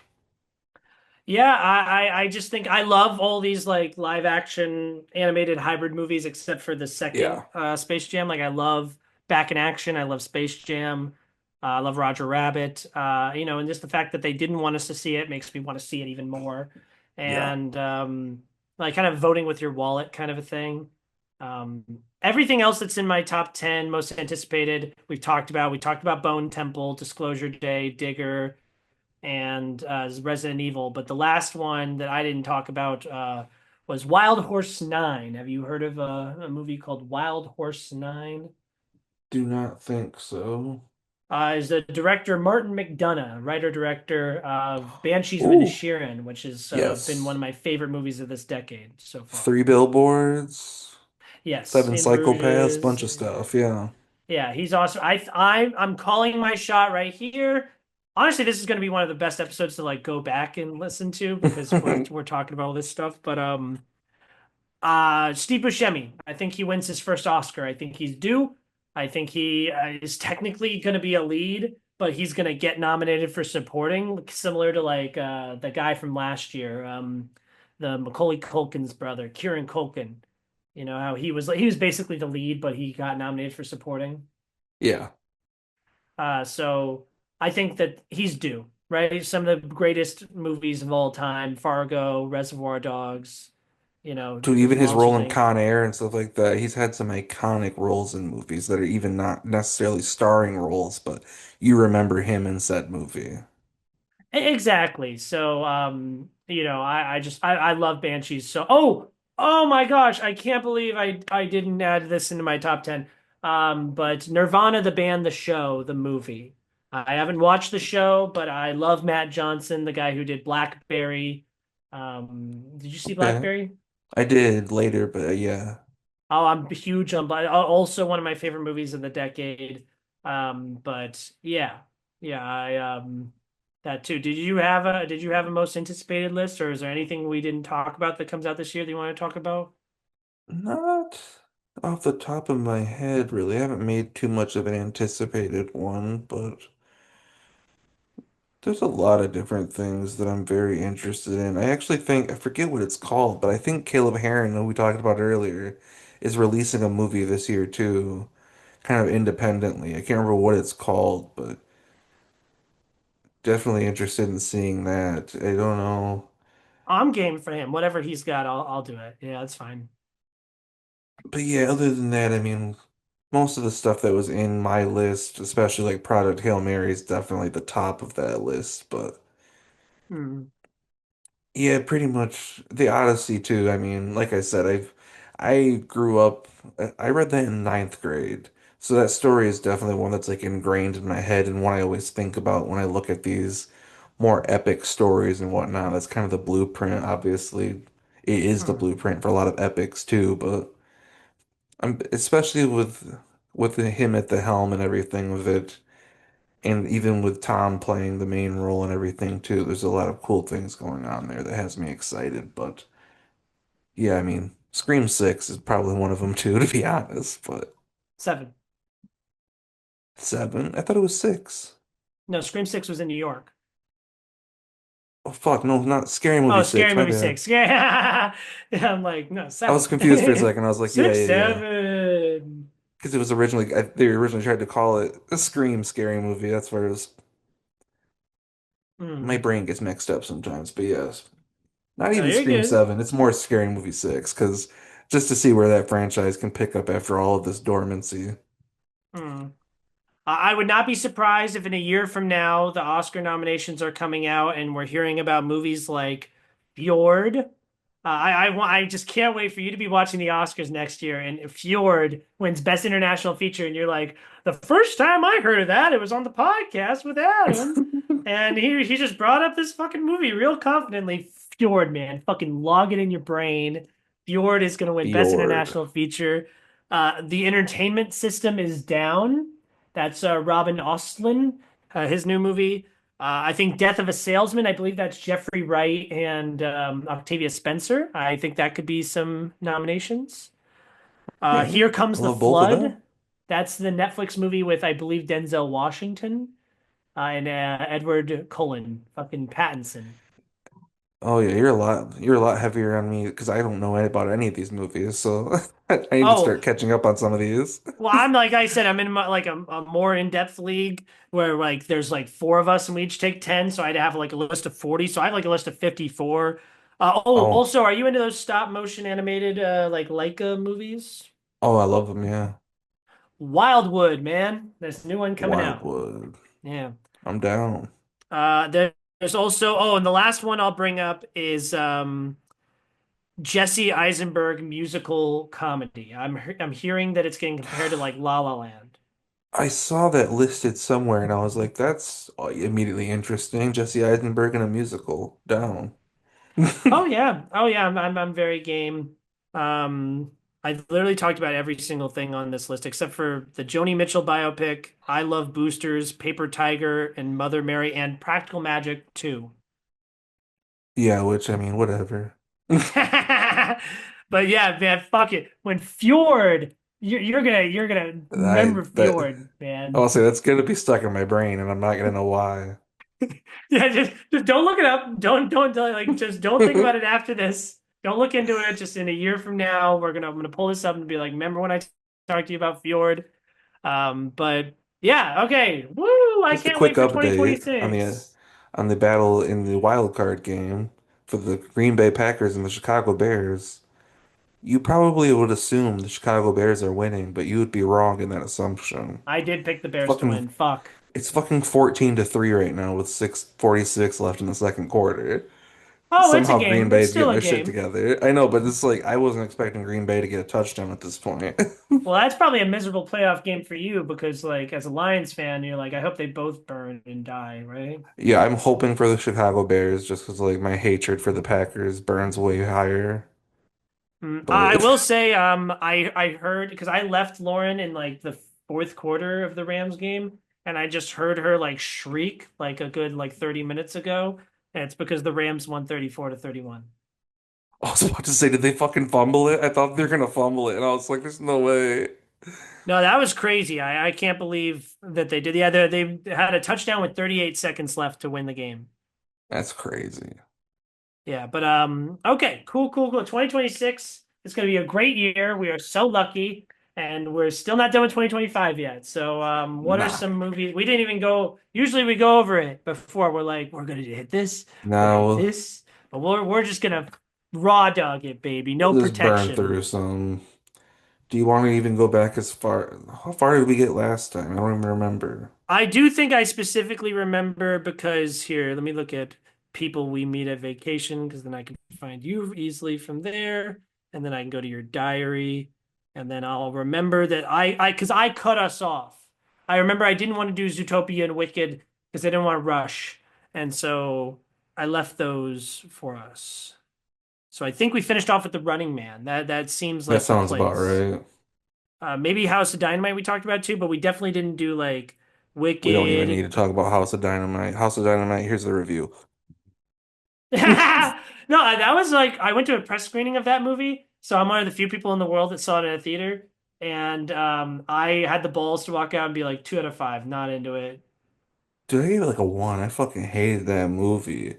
I saw someone, I'm in like a group on Facebook about with like nerds in it and stuff, and like I genuinely like love hearing people's top tens even when it's like movies I don't necessarily like. But someone had that in their top ten, and I immediately just saw red. Like I got angry. I was like, how can you watch all the movies that came out last Hmm. year and that's one of the best ones?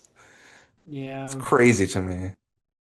No, it's bad, but that was Catherine Bigelow, and the cast is really good. Yeah, exactly. Like, on paper, this should be way better than it actually is. Hmm. We And watched the same I events get the fold point. from different camera angles, practically. And it doesn't like that my big thing is it wasn't like we see it from a different perspective and it adds a new layer to it. It's just the No, same information again. the same information for 2 hours or whatever the hell it was. Yeah, and I get the point. It's supposed to be like, yeah, we're fucked and isn't this terrible? But snooze. Yeah, Well, let's get into the big one. Let's get into the big one. The Green Lady, Wicked for Good. I'm seeing here. Luckily, you rewatched Wicked right before, so I can did, see yeah. your back-to-back thoughts right here. Well, you seem to be the high end on this one, so go for it.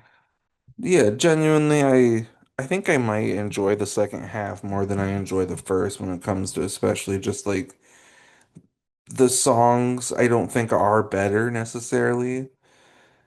But I didn't know a lot of the other stuff going in. Obviously, I knew a little bit more of the first half, just especially from pop culture references. But to actually see where it leads into Wizard of Oz was something I did not really know too much about at all. So I loved the crossover of that story and how they didn't.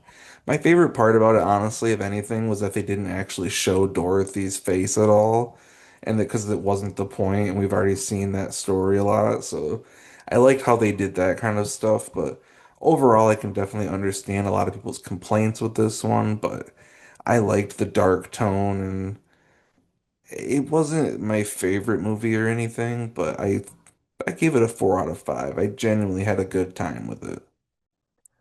I'm happy for you, man. I mean, I really like if honestly, I love the first Wicked movie. I think there's some movie magic moments. There's some all-time great musical numbers like Defying Gravity. I love, Yeah. Popular, Dancing Through Life. What is this feeling made my Spotify Wrapped list this year. Um, but the second one, I knew going into it was worse, but I had an optimism of like, oh, well, we know that. So like now my t expectations are tempered and they can build upon it. Like there's two new original songs in this one. They could change it up however they like and improve upon it. And I don't the meanest review I will ever leave a movie is like if you like because you write for Disappointment Media now. My favorite reviews to write and the meanest, the most biting ones are the ones where I give something 3 out of 5 to something I was already interested in seeing. Yeah. So like I'm inherently interested in, a Marvel movie or like, Wicked for Good because I like the first one. So like I'm inherently already going to like this and be interested in this and have a good time watching it. So if I give you a 3 out of 5, that means I hate you and I never want to watch you again. And I thought all the songs were bathroom songs.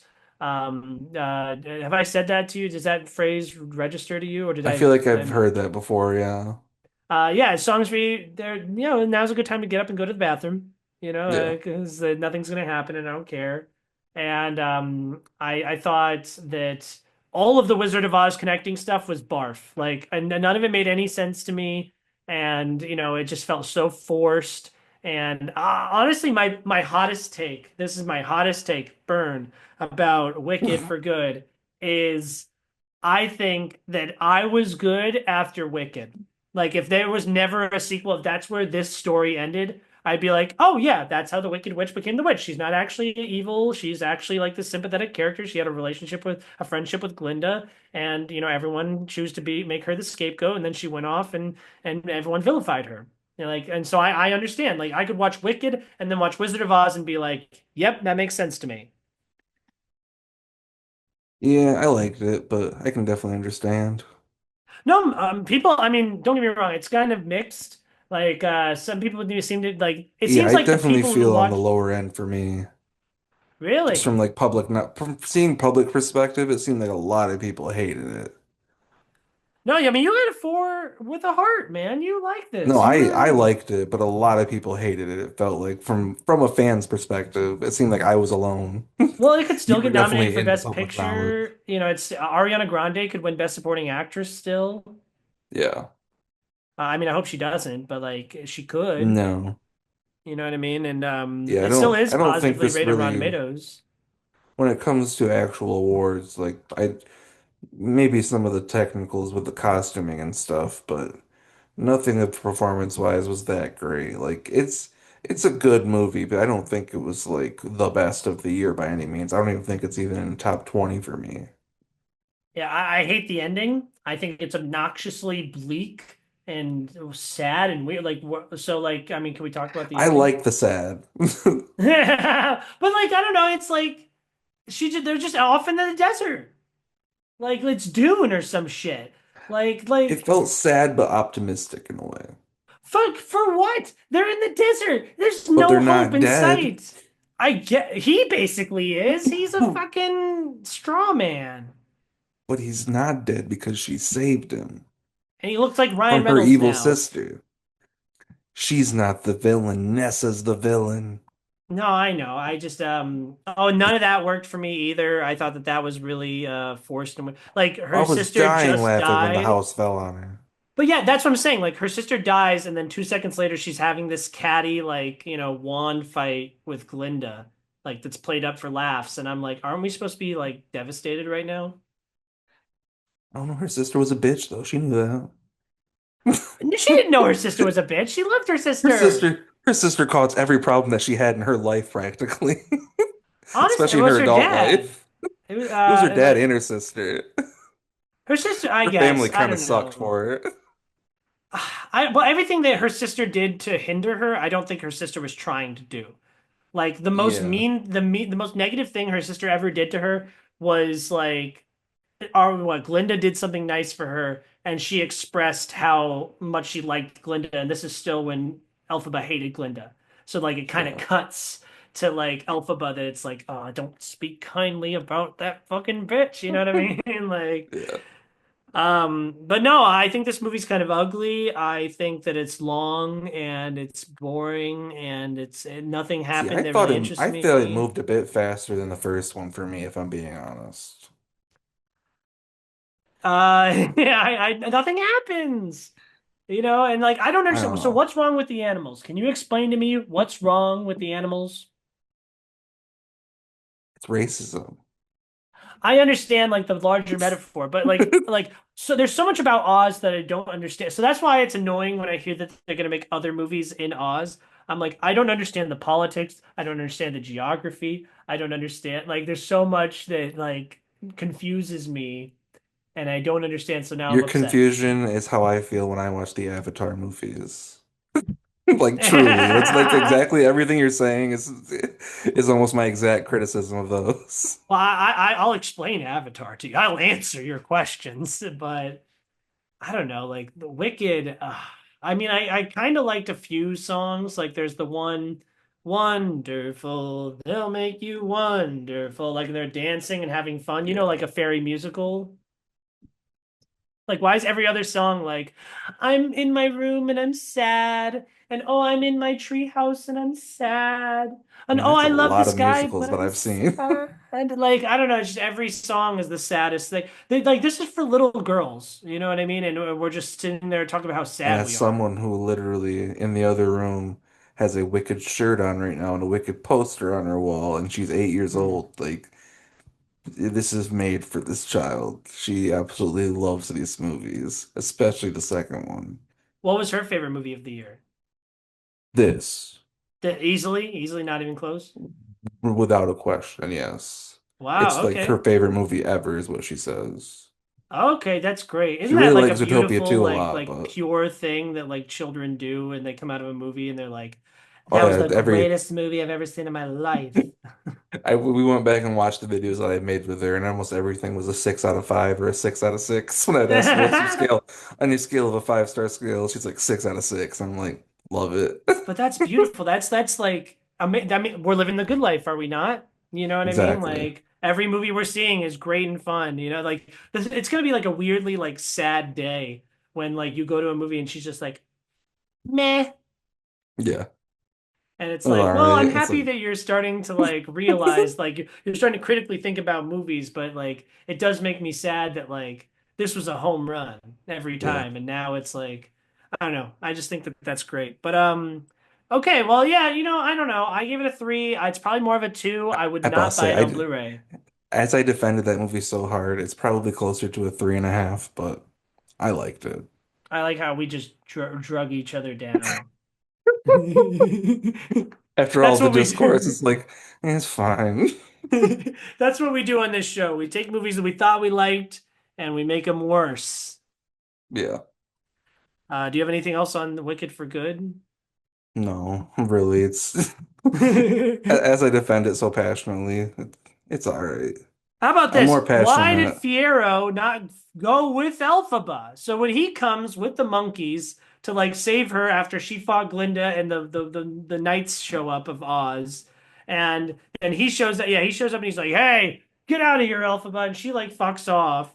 And like you could also fuck off. Like you just flew there with the monkeys. You can get on her broom. She has magic. There's options here. She could fight. She's more powerful than any of these like measly like stormtrooper guards.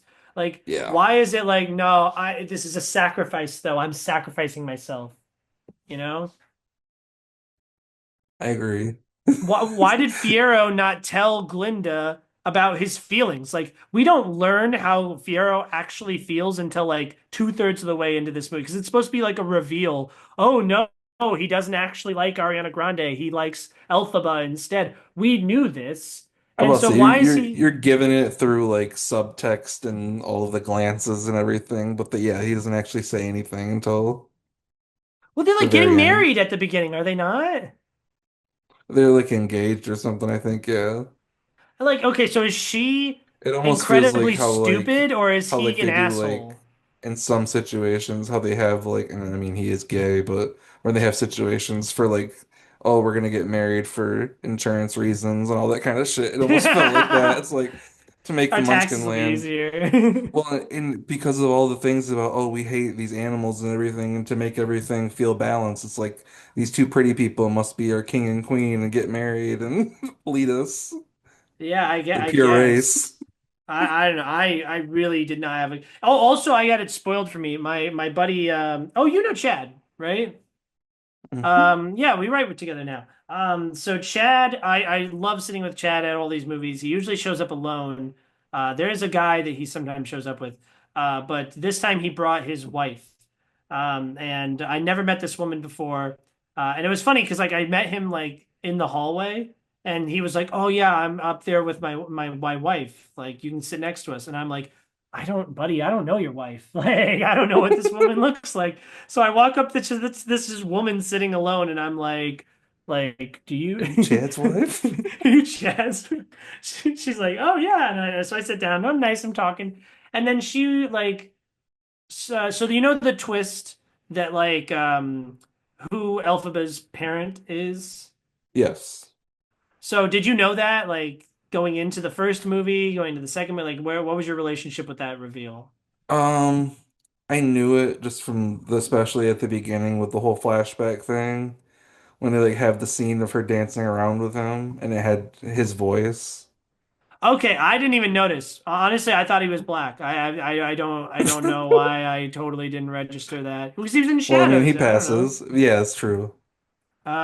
So I guess I was like, oh, I guess he has dark skin. I guess I don't know. I don't know. I didn't think about it. And so she like just says it to me and Xavier, and both of us didn't know. And she's like, you guys know that that's him, right? And I'm like, oh, and like we were stupid too. And I was like, no. That's sad. She's probably like, oh fuck. No, she's nice. She was a nice lady and she's cool. But like, yeah, I was like, oh, and like, I don't get me wrong, I probably still would have disliked the movie, but like that wasn't a No, great. that definitely undercuts some things, especially when you're literally walking into it. That's like a major Yeah, plot point. yeah, and everyone was reacting so heavily to everything and clap. I'm done. By the way, I've decided clapping, I don't like it. Like in general, like I guess a sporting event or something that's live, I'm okay with. But also, no, no, not even because I went and saw Hades Town and I was like, do I have to fucking clap after every single song? Like, do I have to let them know that I'm enjoying this? Like, I paid you hundreds of dollars. Is that not good enough? I don't know. And then I the don't movie, know. they can't hear you. You know what I mean? You're just No, yeah, letting everyone I else would around you know, like, with I live enjoyed this. shows.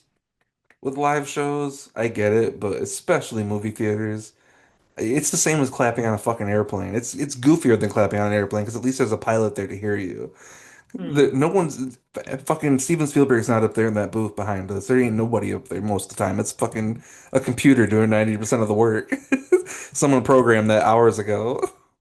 Yeah, I just, The only people that hear you clap is everyone in this fucking room, and we're all making fun of you.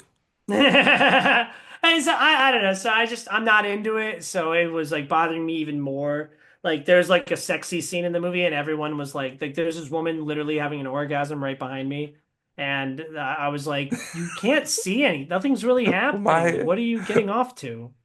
my experience with that scene was dramatically different because I had a person in Because you're my next to a theater. child that's like, ah. No, no, no. I had a person in my theater that like leaned to the person next to them, but was obviously not quiet enough because I heard them. But they were like, "That guy's gay." Just started laughing. I was like, "Yeah." I was like, "I know," but that's really funny to point that out in this moment. Just so you know, they're acting right now. They're not being serious. Yeah, it's just like, yeah, man. Um, okay, yeah, all right. I like how I was like, so we're done talking about Wicked for Good, and I'm like, well, and then another thing that I didn't Yeah. like. Rental Family. Dude, you're very high on this. I almost went with a 5 out of 5. I was at a 4 with a heart, but you love this. Dude, I was just smiling the whole time. Brendan Fraser's just such a happy guy, it seems like, and in turn it makes me happy because I love him. But it's also just such a cool movie and an experience that like doesn't seem like something that would even work, especially in America. But somewhere in Japan like that, it just feels like something that would be a normal part of society, but in such a weird way. Because like it's like a way of therapy, but also one of the most unhealthy ways to get to work through something in a lot of ways. It feels like it's like you're replacing the person rather than actually working through an issue, and it's just it's it's a very interesting idea that I think was executed very beautifully. Like even just a standalone, just looking at it, all of the shots are like it's a very like indie looking movie, but it also just the ideas in it feel really big, and especially being shot in Japan and everything too gives it that foreign feel to it that I'm not really that familiar with. So everything about it just felt really cool.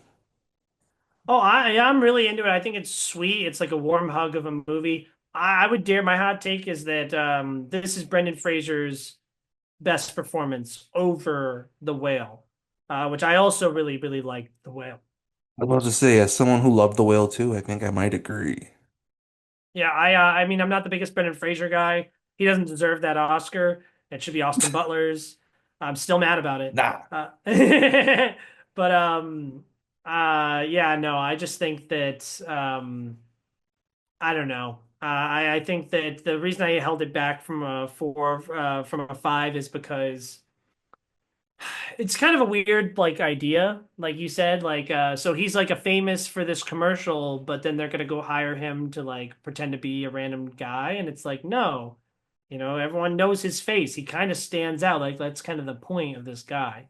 But Yeah. no, he's such a sweetheart. I love the relationships he has, like with the little girl, and then the old man, and it kind of gets crazy there, for a minute. And the ending super duper sweet. Yeah, this is a. I'm really sad that this movie didn't gain more traction. Like no one saw it, and it's not getting any serious awards buzz. Yeah. It's definitely a big bummer. I've tried to spread the word on a little bit more too, because yeah, it didn't feel like it got some trailer push a little bit, but not nearly as much as a lot of others. So I Hmm. hope, especially once it comes out more digitally, that maybe more people will get some eyes on it, because Brendan Fraser seems to have the audience. So I just don't think it really had enough of a marketing push. Yeah, I definitely not, and it's kind of alienating because it like there's people in CACF who voted it for best international film. It's definitely not, and like, but Yeah, like that's the thing. It gets the vibe off of one, and that turns off a lot of domestic, audiences. that's true. But yeah, 4 out of 5. I could be convinced to go out of 5 out of 5, and then I would rewatch it. I would buy it on Blu-ray. Very Yeah. good movie. That's where like I was closer to a four when I first watched it, but then the more I thought about it, I was like, I want to watch this movie again. I kind of just want to like live in it, if that makes sense. Just Live.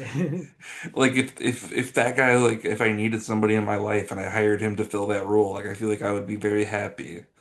Yeah, there's the one guy who just He was goes and plays very video games. dedicated. Yeah, like that. Yeah, exactly. It's like someone just come over and just kind of like just help you break out of that depression grossness. 'Cause he's like, Mm. all right, let's get you outside today, or let's get you in the shower or whatever. It's just like just slowly building you back into a normal human being again. Because it's at the top of my 4-star rank for the year. So like I could not at the very top. I think like Frankenstein, and I'm huge on Companion, man. That movie, I had so much fun with that. I just got it recently. I haven't watched it again yet, but I'm looking forward to a rewatch because yeah. Oh yeah, you bought the 2-pack with weapons, right? Yep, I wanted to get weapons and I was like, it's perfect. This is perfect. Anything else about Rental Family before we move on? Nope, definitely recommend it if you have not seen it. The next big one on here is Five Nights at Freddy's 2. We kind of touched on that a second ago, but dog shit, right? I don't hate it. I'm gonna be honest. I like it more than the first one. I'll agree with that. I think it's the Empire Strikes Back of the Five Nights at Freddy's movies. It is, and I as funny as I can say, I can agree actually. Is it dog shit? Yes. But is it dog shit that I'm eating still, and I will eat more when the next one comes out? Yes. Yeah. I think it's stupid, but I enjoyed it. And the more thing that I enjoyed it is that I just enjoyed how everybody else enjoyed it too. Hmm. Like it was written by the guy who made the series. Should it have Mhm. been? No. It was No. written poorly. It's not a Hmm. well-written movie, but does all of this shit and it makes the references that it needs to the original games and everything. And the people who love these movies fucking love them. And Mhm. as a guy who loves the Jim Henson animatronic stuff, that's what I love most about these movies. Are they good stories? No. But I just love all of the practical robots and everything and the puppeteering that they do. I think all of that shit is so cool. Do I wish they were better movies? Absolutely. But I don't think they're the worst thing I've seen this year by a long shot. I'll give some compliments. I think this one was less depressing than the first one, and that was my major problem with the first one is why is this Yeah, inherently silly concept so sad? I'll say this, another compliment. I hate McKenna Grace. She's one of my least favorite actresses working in Hollywood, and she's not bad here, and she doesn't just play McKenna Grace. She kind of has it's true. gets to have fun a little bit here. I like the marionette. I think that like the design of the character and that whole opening. Um, I mean, I don't like when she possesses other people. I like that gets to like a child version of the Babadook. Yeah, definitely a bit too goofy. But the effectiveness of the creep factor of that marionette, especially at the beginning, definitely got under my skin just a little bit, especially as someone that was not familiar with that character. Oh, I know nothing about it. And it was funny. My friend was like a week after was like trying to talk to me about it. He's like, "Do you remember this character?" And then they said like a character's name, and I was like, "I no, I know Toy Chica because she's voiced by Megan Fox, and that's stupid." Yeah, the voices in this were really, really funny. I saw that there was like one of the YouTube guys that was like in the first movie voiced one of the characters, Oh yeah, and I'm there were a so few over other. that too. Like I'm done with the YouTuber movie stuff because Shelby Oaks, I was disappointed by. This is a YouTube movie. Are you into the Markiplier movie that's coming, Iron Lung? I am, yeah. I'm very interested in that. Hey, all power to you, man. I've seen I it wish get I some good could. reviews so far. There's a poster in the theater. Like my buddy Chris was telling me about I it, and I saw was like, one. yeah, sure. No, no, there's one in my theater too. It just got put up like in the last couple weeks.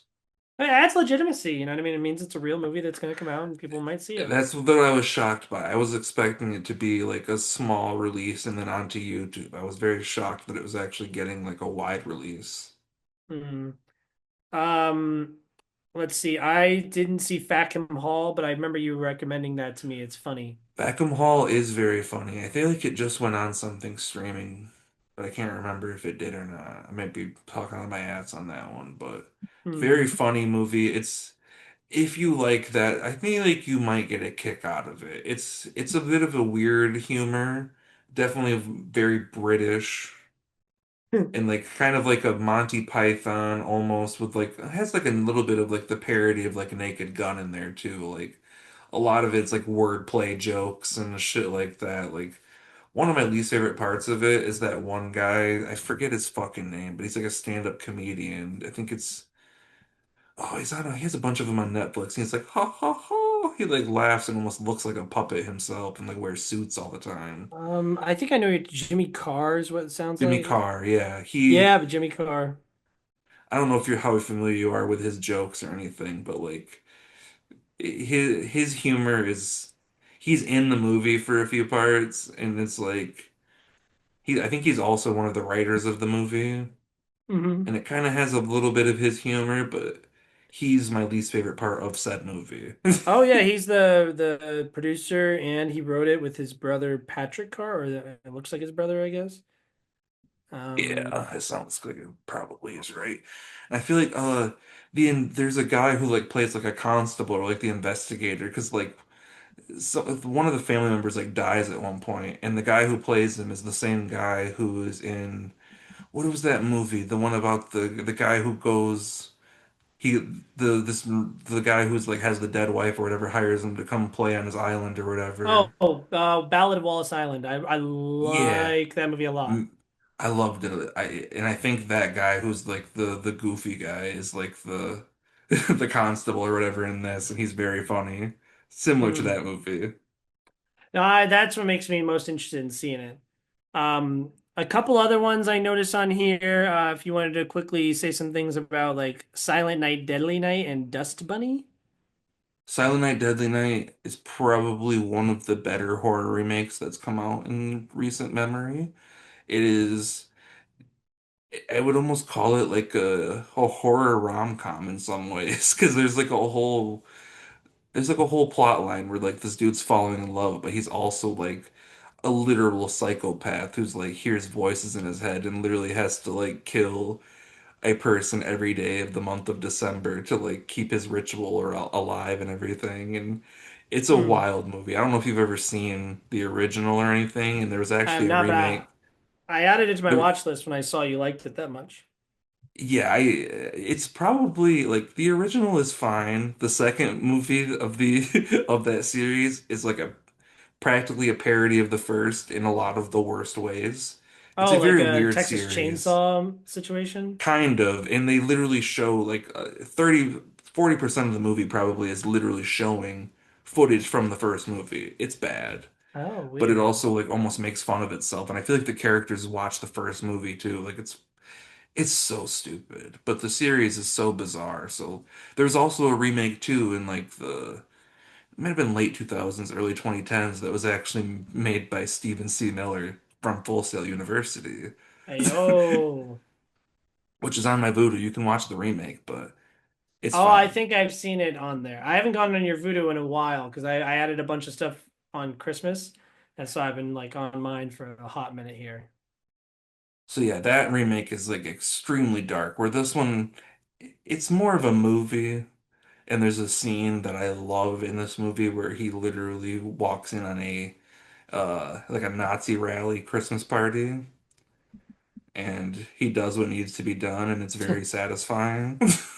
Hmm. But yeah, it's a very fun movie. 4 out of 5. If you're into horror holiday stuff and especially gory, crazy stuff, but also Corey Cunningham from Halloween is the main star of this, and he's pretty damn good Wow, in it. What's his really? name? I'm looking it up. Ronan, Ronan something, I want to say. I got it. I got it. It's right here. Rohan Campbell. Rohan Campbell, yeah. He's really fun in this movie. He definitely kind of plays a similar, like, Corey Cunningham psychopath, but also unassuming guy. He can kind Hmm. of pass as normal, but very fun movie. 4 out of 5, definitely like it. Dust Bunny, Mads Mikkelsen. Actually, it was what the fuck is the guy's name that directed it? Brian Trying to Fuller. remember. Brian Fuller. I want to say it's like one of his first like feature movies. He did like that Hannibal series with Mads Mikkelsen on TV. Hmm. But Yeah. it's a fun movie. It's not great. I gave it a 3.5. It was very much like a random movie that it was like playing in the theater, and that's the only reason I went to see it. But Sigourney Weaver's in it, supporting role. She's fine. The little girl in it's pretty cute. It's a basically about her. She's like probably 8, 10 years old, and she Hmm. has these dreams about these dust bunnies and this monster that's like coming in her room at night, and like they ended up stealing her parents and everything, and she hires this guy across the hallway in her apartment who's Mads Mikkelsen that she doesn't even know because she's like Hmm. he seems like a guy that could help me or whatever, and then he ends up trying to help her and everything, and it's like a movie especially that I would have probably loved if I was that age still. Hmm. But as an adult, I mean, the effects, they're not great, but the monster is it's a fun design and everything, and it's very much feels like something created out of like a kid's imaginary and imagination, but overall, it's probably closer to a 3, but it's a fun time. Like I would if you got an afternoon, it's not a bad watch in my opinion. Yeah, I like Mads, and I like that concept a good bit. So I added that one to my watch list as well. Next one on our list here, I'm thinking because we're running at about 2 hours now. I'm thinking Yeah. about trying to finish off the rest of your December list, and then we can keep the January stuff for the next episode. We'll keep this Um, monkey guy at bay for now. that I thought about that. I thought that would be really funny if the entire time we have the primate stuff all around us and we never talk about primate. Perfect. I like it. We'll talk about primate next time. The next big thing on here. Oh, the steak. Yeah, this is I mean, it's not steak, but like it's a big fucking movie. Zootopia 2, you like it. Why? I mean, I just thought it was fun. I really liked the first one a lot. I mean, I watched it You with my sound so niece. defensive right away. You're like, Adam's about to say the meanest shit about this movie. No, I mean, I didn't hate it. I didn't love it. I don't feel extremely passionate about it. It was just a fun movie to watch. I thought the references to like Silence of the Lambs and I feel like there was another one, but maybe The The Shining or something. Shining. Like, yeah, the references were fun, but it was okay. It wasn't bad. Well, that's my problem, dude. Okay. I love the first Utopia movie. I remember in 2016, I had it ranked ahead of Moana, which I now like Moana more. But like, I love it. I've rewatched it recently. I still love it. I love the characters. I love this world. I love the world building. I think that the mystery is really fun. There's a lot of side characters that I'm really into here. And so this sequel, I wish we would have gone more places because we kind of just go to Yeah, the swamp and then we're kind of out in this like grassy like mountainy area, which is fine. It looks pretty and whatnot, but like it's what's cool about Zootopia is seeing how the animals coexist and operate in a city.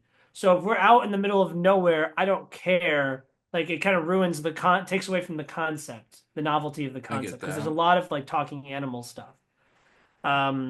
Also the twist, the reveal of this movie, I thought I saw coming from a mile away. So Yeah. that did nothing for me.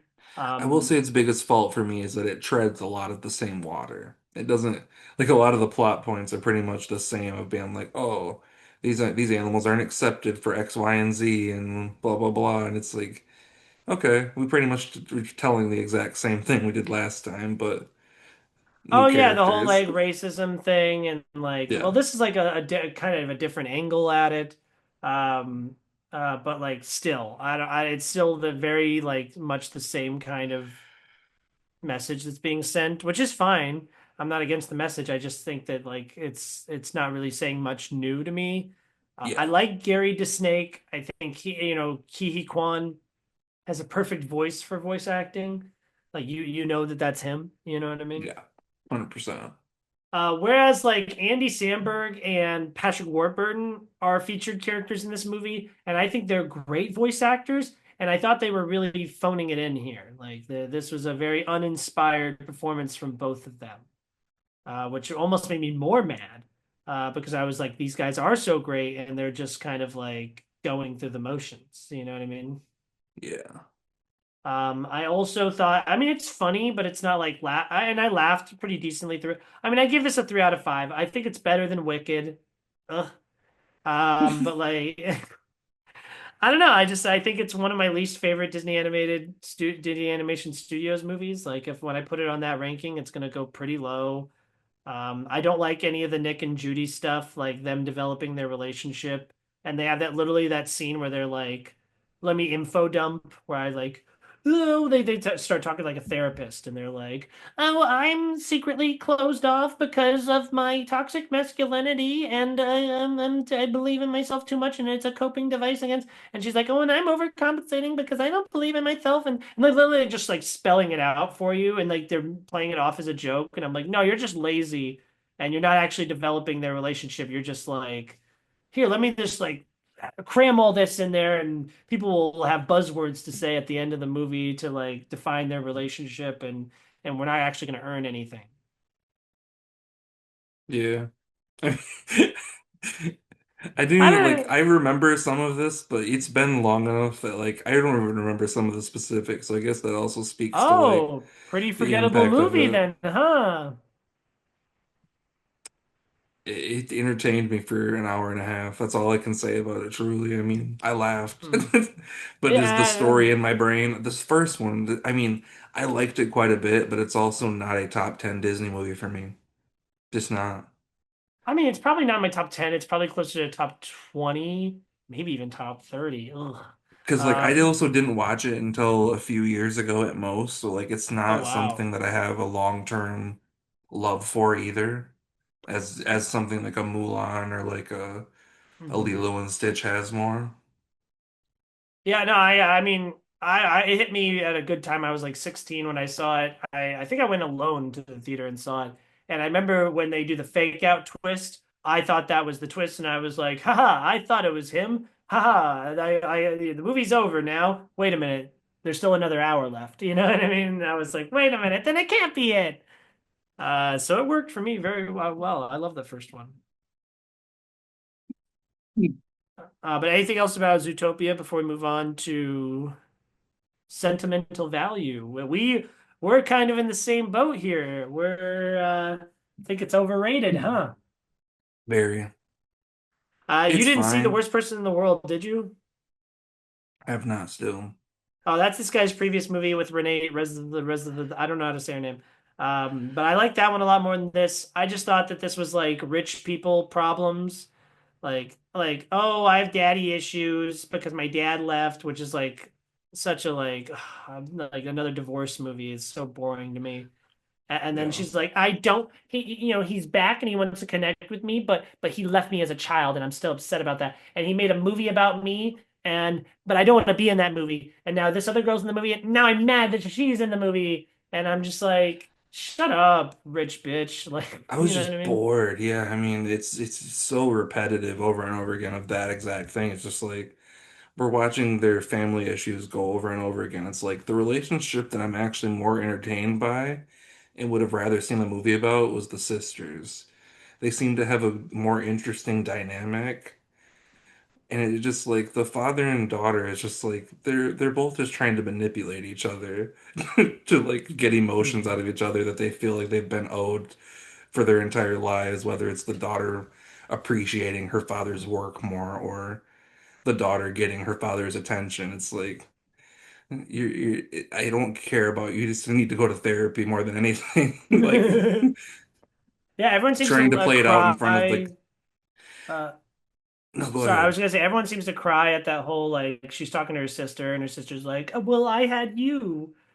Okay, that meant nothing to me. Elle Fanning's fine in the movie. I don't understand why she's getting talked about nominations for Best Supporting Actress. I guess it's just a shallow category. Yeah, I mean, she was fine in it, and I think the all of the acting was fine in it, but I don't think all of the award consideration just feels really weird to me. Nothing about this movie. I mean, obviously the contents of it being, oh, it's we're making a movie here, like that's always something that gets the awards foaming at the mouth. But I mean, I don't. Nothing about this movie feels like it takes stuff from stuff that I've seen before, and it's nothing about it is that unique to make it feel like, oh, this is something that like I gotta go tell my mom to go watch and everyone else and be like, this really impacted me in a big way because like it didn't. Like Yeah. I like Skarsgård. I think he's good, but obvious of all of him and his kids, I think that performance was one of the weaker of them. Yeah, I think it's an award season villain, and I think that I have friends who this is in their top five of the year. Like they love this Yeah. movie, and I just don't understand. I guess my dad loved me. I don't know. Yeah, I mean, I still gave it a 3.5 because like the shots in it, it's a well-made movie, it's well crafted, but it's nothing I can ever see myself revisiting ever. Like even I don't think there's any reason to like show it to anybody for any shots or any performances. Like it's just it's a movie that I saw. Yeah, I will admit that Brandon Nimmo got traded while I was watching this movie, and that was a problem. Like I cried like six times that day, so I didn't finish the movie until like a day later. Um, but yeah, I'll always remember it for the movie that killed Brandon Nimmo on the Mets. That's funny. The next movie that's here, I loved and you loved, Wake Up Dead Man. Dude, that movie, man. So, it had already released on Netflix, Mhm. but I saw Sentimental Value that day and was already at the theater, and I was like, you know what? I'm already here. They're still playing Wake Up Dead, man. Why would I go home and watch it if I can go watch it on this big screen with like three other people? And I made the right choice because this movie was so fucking good. the cast, I mean, Glenn Close. One of my favorite performances from Glenn Close is this crazy lady in this fucking church. Loved it. Same, honestly, with freaking oh my gosh, why can't I say his name right now? There's Josh Freaking O'Connor, there's Josh Brolin, there's Jeremy Josh Renner. Brolin. Josh Brolin as the freaking priest was literally like the ideal voice of everyone's thinking of MAGA and everything being like, we preach one thing, but we're actually preaching violence. Like, honestly, it's like a freaking Charlie Kirk fucking villain practically, too, of being like, Mm, I preach Jesus, but really I preach violence and hate. It's like, it was just all of the subtext in it was so fucking great. I mean, we're both Ryan Johnson boys. I mm. mean, I'm a huge fan of this franchise, and I am daring to say that this might be my favorite of the Knives Out trilogy. Yeah, I watched the first time I watched it, I was like, oh, really great, but I think it's my least favorite of the three. You know, it's not as funny, the twist isn't as like crazy or anything like that. And then I rewatched it like four more times on streaming, and I'm Yeah. obsessed. Father Judd is daddy. My favorite supporting Yes. actor performance of the year is Josh O'Connor. I mean, technically he's the lead, but like whatever, he's campaigning for supporting. That's Um, weird. yeah, because he's clearly the lead. But Yeah. he's awesome. I love the like young, dumb, and full of Christ. Your inheritance is in Christ. Like all that's his whole perspective on religion is just like this movie is so perfect for like former little Catholic boys who grew up to be agnostic atheists. Yeah. Um, and so I don't know. I just think that it's fantastic. It is really funny. You know, the twist does actually hit pretty good now that I've watched it multiple times and I It's get more of what's and going on. I love that it's really funny, but it's also not like in your face, like constantly making like the most obvious joke. Like some of it's like jokes that like you're noticing if you're really paying attention to the dialogue and everything going on, but they're like subtle jabs sometimes that like because these actors are so clever that it almost comes off as just regular conversation. And it's just Mm, there's so much here that's just like Ryan Johnson is just an incredible director, getting all of these great heavy hitters in one room and being able to get these performances. And mm, like you said with the twist and everything too, it's like some of it I don't know how you could ever even begin to really predict where it went. Because I thought it was on track a few times, but like it genuinely takes some turns that like I don't know how you could really get from A to Z. mm. But yeah, there's it's so much about this movie that I love. I didn't log it, but I came home the next day from work and my brother was watching it, and I pretty much watched the whole movie again the next day and Yeah, it's still so loved easily it. rewatchable, man. I love it. Like I said, it could arguably be my favorite movie of the year when I look back at this year and a year from now. I'm gonna rewatch it a bunch more times. I think that it's one of my favorite movie endings in recent memory too. Yeah. Um, yeah, you brought up the MAGA aspect of it. I had this thought coming out of the movie where I was like, am I is every movie that I watch, every new movie that I watch about Trump, or am I projecting Trump? Am I attaching Trump to every movie that I see? And the moment that really hit me, because you're right, I think Josh Brolin is Trump here. But the moment that really hit me, and I watched it in a theater too, and I'm the only one who laughed at this, and I laughed really hard at it, was when Andrew Scott they're at the meeting where like Monsignor Wicks is like telling them he's gonna like kill them all or whatever, like Yeah. fuck them over. And Andrew Scott's like, I don't like it doesn't matter what you say or what you do, we will still support you. And I Yeah, laughed I was so dying. hard because that's so Yeah. true. That is so true. Like, you know, that's kind of the tenet about Trump is the when he said the most important thing he ever said well to me was that he can go out into Times Square and shoot someone in the head and no one would, Yeah, you know, he's proven it tenfold with everything that's happened in the last few months, let alone years. yeah, and I will say it depresses me because like you go to the movies to escape, and I don't want to see whether it's pro-Trump I or anti-Trump. I'm tired of seeing Trump in my life. Yeah, I think it's because a lot of these artists are using their art to let everything out a little bit.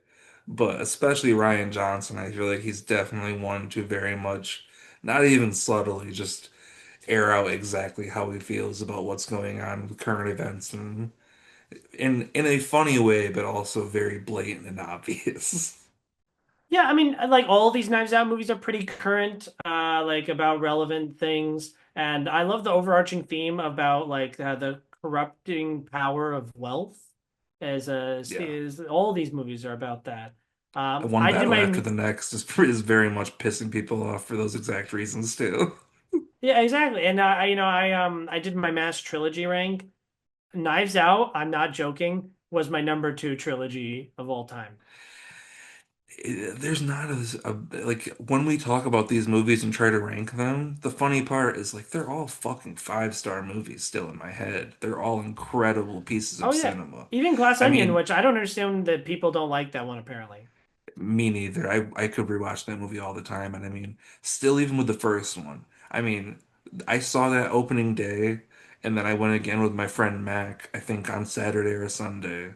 Like these Hmm. movies I watched, and I've done that with almost all of them, I think, where I rewatch these movies almost, if not the next day, the day after, because they're just Hmm. so rewatchable and just trying to see if you can catch the twist and everything and all the different subtle things that Ryan Johnson does in his writing. It's just there's such little fun watches that you can't not get enough of it. Yeah, I mean, I guess if I had to like nitpick this one, I don't like the supporting cast as much as I like the last two supporting casts. That's about all I can say negative, really. Yeah, I mean, the only thing that I love the most about this is Glenn Close. Like, she is my favorite. She cracked me Hmm. up in this movie more than almost any movie I've ever seen her in. But also when she does her more dramatic scenes and everything, I think she's just awesome. I will always she'll always be Cruella de Vil to me. Yes. I Like I I love am one of the that. people that loved her in what was that movie that came out in 2018 or The 2019 where she wife was like I or loved that movie. Yeah. oh, I'll watch it then. I did not see it. I thought she was badass in that movie. There's a world where you said Hillbilly Elegy and I would have thrown up. No, no, no. Yeah, She's by far the best part of that movie, but that movie is dog shit. And it's a I bunch of agree. lies too, from what I've learned. Mhm. Oh yeah, no, I only watched it because of JD. Like right when I think it was right around when he became vice president. I I was watched like it before I ever knew fucking that he was a thing. I just saw it was a Netflix movie. My parents wanted to oh watch it, and I was like, no. "Oh, Ron Howard. I like Ron Howard." And I watched it then, and I was like, "This movie." I didn't know it was actually a real story. I was just like, "This movie seems fine." And then when I Well, it learned does more seem weird about that it, I'm like like, Ron Howard will "It's just all attach himself to embellished." anything, I guess. Like he finished up Solo. Like Yeah. I think he pretty much, and I think it was almost, it very much got him the fucking in his seat in Ohio too. Like that movie was like practically a propaganda piece, and a lot of the bio it was actually a bunch hmm. of bullshit too, from what I've heard. Yeah, I was so mad watching it and I gave it a very mean review. And As you but yeah, should. Glenn Close is awesome. This movie's awesome. I'm a 5 out of 5. Like I said, Yeah, it's my Josh third favorite of the O'Connor year. having a fucking hell of a year. I haven't seen all the movies so far, but from what Oh, I've me heard, neither. the man is fucking killing it. Yeah, because I missed the Mastermind, and then there's another one he did, and it's so much stuff. And I'm so happy that I jumped on the Josh O'Connor train with Challengers. Dude, yeah, love that movie, and he was great in it. But 5 out of 5. Wake Mhm. Up Dead Man, awesome ass movie. And then let's see, we got about one more. Well, Avatar's on our list here. Leave stuff at theater, please. Sorry. Avatar. I obviously love Avatar. Yes. I'm huge on these movies. I honestly think that I have negative things to say about it. Because I haven't had a chance to rewatch it yet, and I watched it like forever ago. Like I watched it like the first week of December. I got to see it like 2 weeks early, and so I kind of missed the discourse because I was embargoed and I couldn't talk about it. And then when it came out, I was like busy. I was in Oregon and doing all this stuff. But I still love it. It's still great. They're still the most beautiful movies in the world. I'm still very invested in these characters in this world. The action is absolutely top notch and crazy. I'm a sucker for these. But go ahead. Well, you didn't like it. I did not really. I mean, I still gave it a 3, but I was being generous. Hmm. I think the visuals, the expedited frame rate, hated that, but some of Hmm. that shit looked very bad. But the other stuff looked cool. I liked the Smoke Tribe. I wish there was actually more of them, or the Ash, whatever they're called. We didn't really get to really know too much about them. Oh, I mean, I Fucking thought old dude Varane was just stole the fucking her. movie. I do agree, but she had like 20 minutes of screen time. It felt like overall in this fucking 3 hour plus movie. Hmm. The back and forth of Jake and his wife hating the spider, but then loving Spider. None of the character motivation makes sense whatsoever.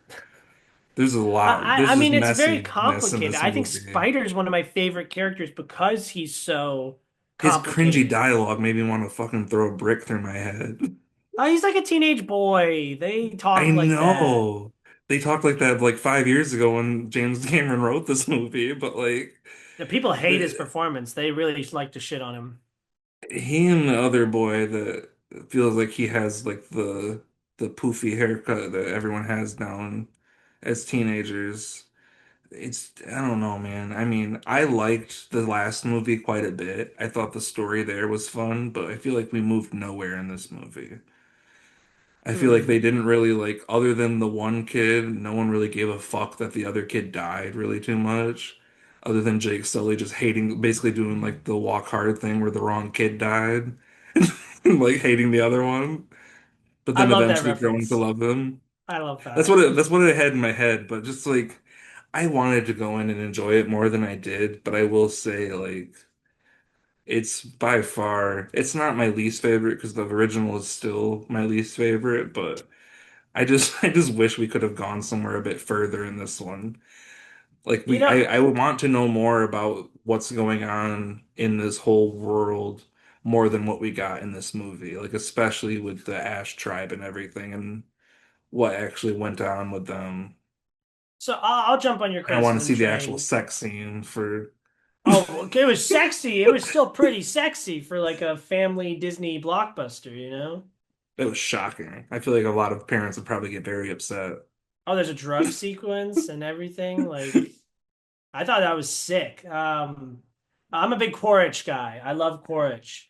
But my big problem with this is it didn't feel like final enough because I heard that this is supposed to be a time jump between this movie and the next one. So Yeah. therefore, I was like, oh, this should feel like the ending of a trilogy.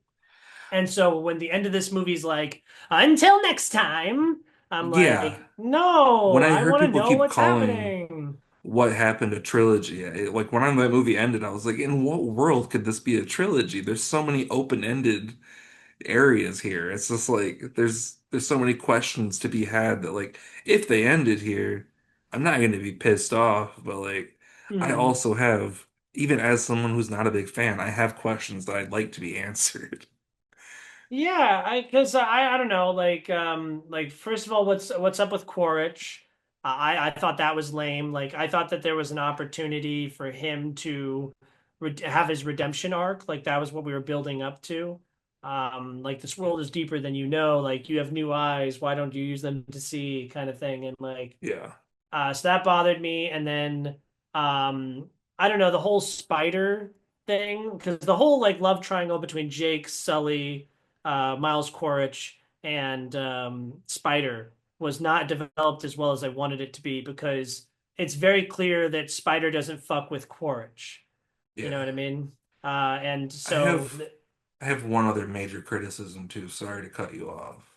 go ahead, go ahead. Spider the Sigourney Weaver character with her voice coming out of the young girl, it Kiri. trips me up so weird because it's like Spider is making out subjectively with a 60, 70-year-old woman. And that's all I True. noticed the whole time while I'm watching it. And it just comes out weird to me. I know it's just a minor criticism, but Mhm. it just like felt weird. So for you, it's more of the age gap than it is the like bestiality of it all. Yeah, like I didn't even that didn't even come over to me until now, really. It was more just like the older woman voice and this kid just being like, "Oh yeah, I want to kiss you and everything." It's just like Well, doesn't she kiss it him? feels yeah, I think so, but it just feels weird. No, I understand. I that's never bothered me. I honestly think it's super It's not ambitious that even she's just playing a this sex scene, character. honestly, but it is just her voice coming out of the child is just weird. Well, there's no sex scene. That's Varang and I Quaritch. know they kiss, but I'm just saying like the just Hmm. the fact of them just her coming her voice coming out of the little girl just it's trippy to me. It doesn't Uh, seem I've never heard that before, but I know I can understand why there would be an uncanny valley like element to yeah, that for that's I you. guess what I'm trying to say. Um, did you like seeing Awa? It was fine. It was weird. The very ending with her just standing there with all the different with all the different Avatar people. What It's about like, yeah, that's my mom. It's like uh, that's a human. what about in the movie? Another thing that I specifically wanted to talk about with it was crap, son of a gun. Oh, so the narrator shift. How did you feel about that? It's no longer Jake Sully narrating. It is now the son, who is Loak, who is the friends with the Tillicum. Oh, Um, the saving the whales plot line. yeah, I love that James Cameron's still trying to save the whales and trying to make us all care about it. you hate Even though he keeps whales? making no, but he keeps making documentaries about it too. So he's like shoving it even further into other movies too. It just makes me laugh. It's like everyone remember the fucking whales. It just makes me laugh. But no, I mean I don't. As much as I make fun of these movies, they're not the wor like again they're not the worst thing I've seen this year. I've seen a lot of real bad movies. I still gave it a Hmm. 3 out of 5. But I feel like he could, especially the time he spent on these movies, could write things just a little bit stronger. I agree. I think my biggest issue with it is I mean, I love this. That's a 5 out of 5. I'm gonna watch it a million times. And that's the problem is like once I rewatch it, because I had expectations that I put onto the movie of like, oh, I want more finality. So now going into it knowing that it's just like a kind of another episode of Avatar, I think I'll appreciate it much more. The Loak thing that bothered me though because it's not his movie. Like he's not this. I thought like Jake Sully would die and Loak is like the central character here. But he like his whole relationship with the Tillicum in the last movie, that's super interesting. Some of the best stuff in the franchise. But I here it's agree. just continued like, yeah, we're still friends and he's still outcast. And then they have like, I don't get me wrong, I love the like courtroom of Wales. It was funny. I liked that. It was cute. Yeah, but like it's pretty predictable of where that's going to go. And then a lot of the action and imagery, especially with the whales, looks like very similar to the last movie.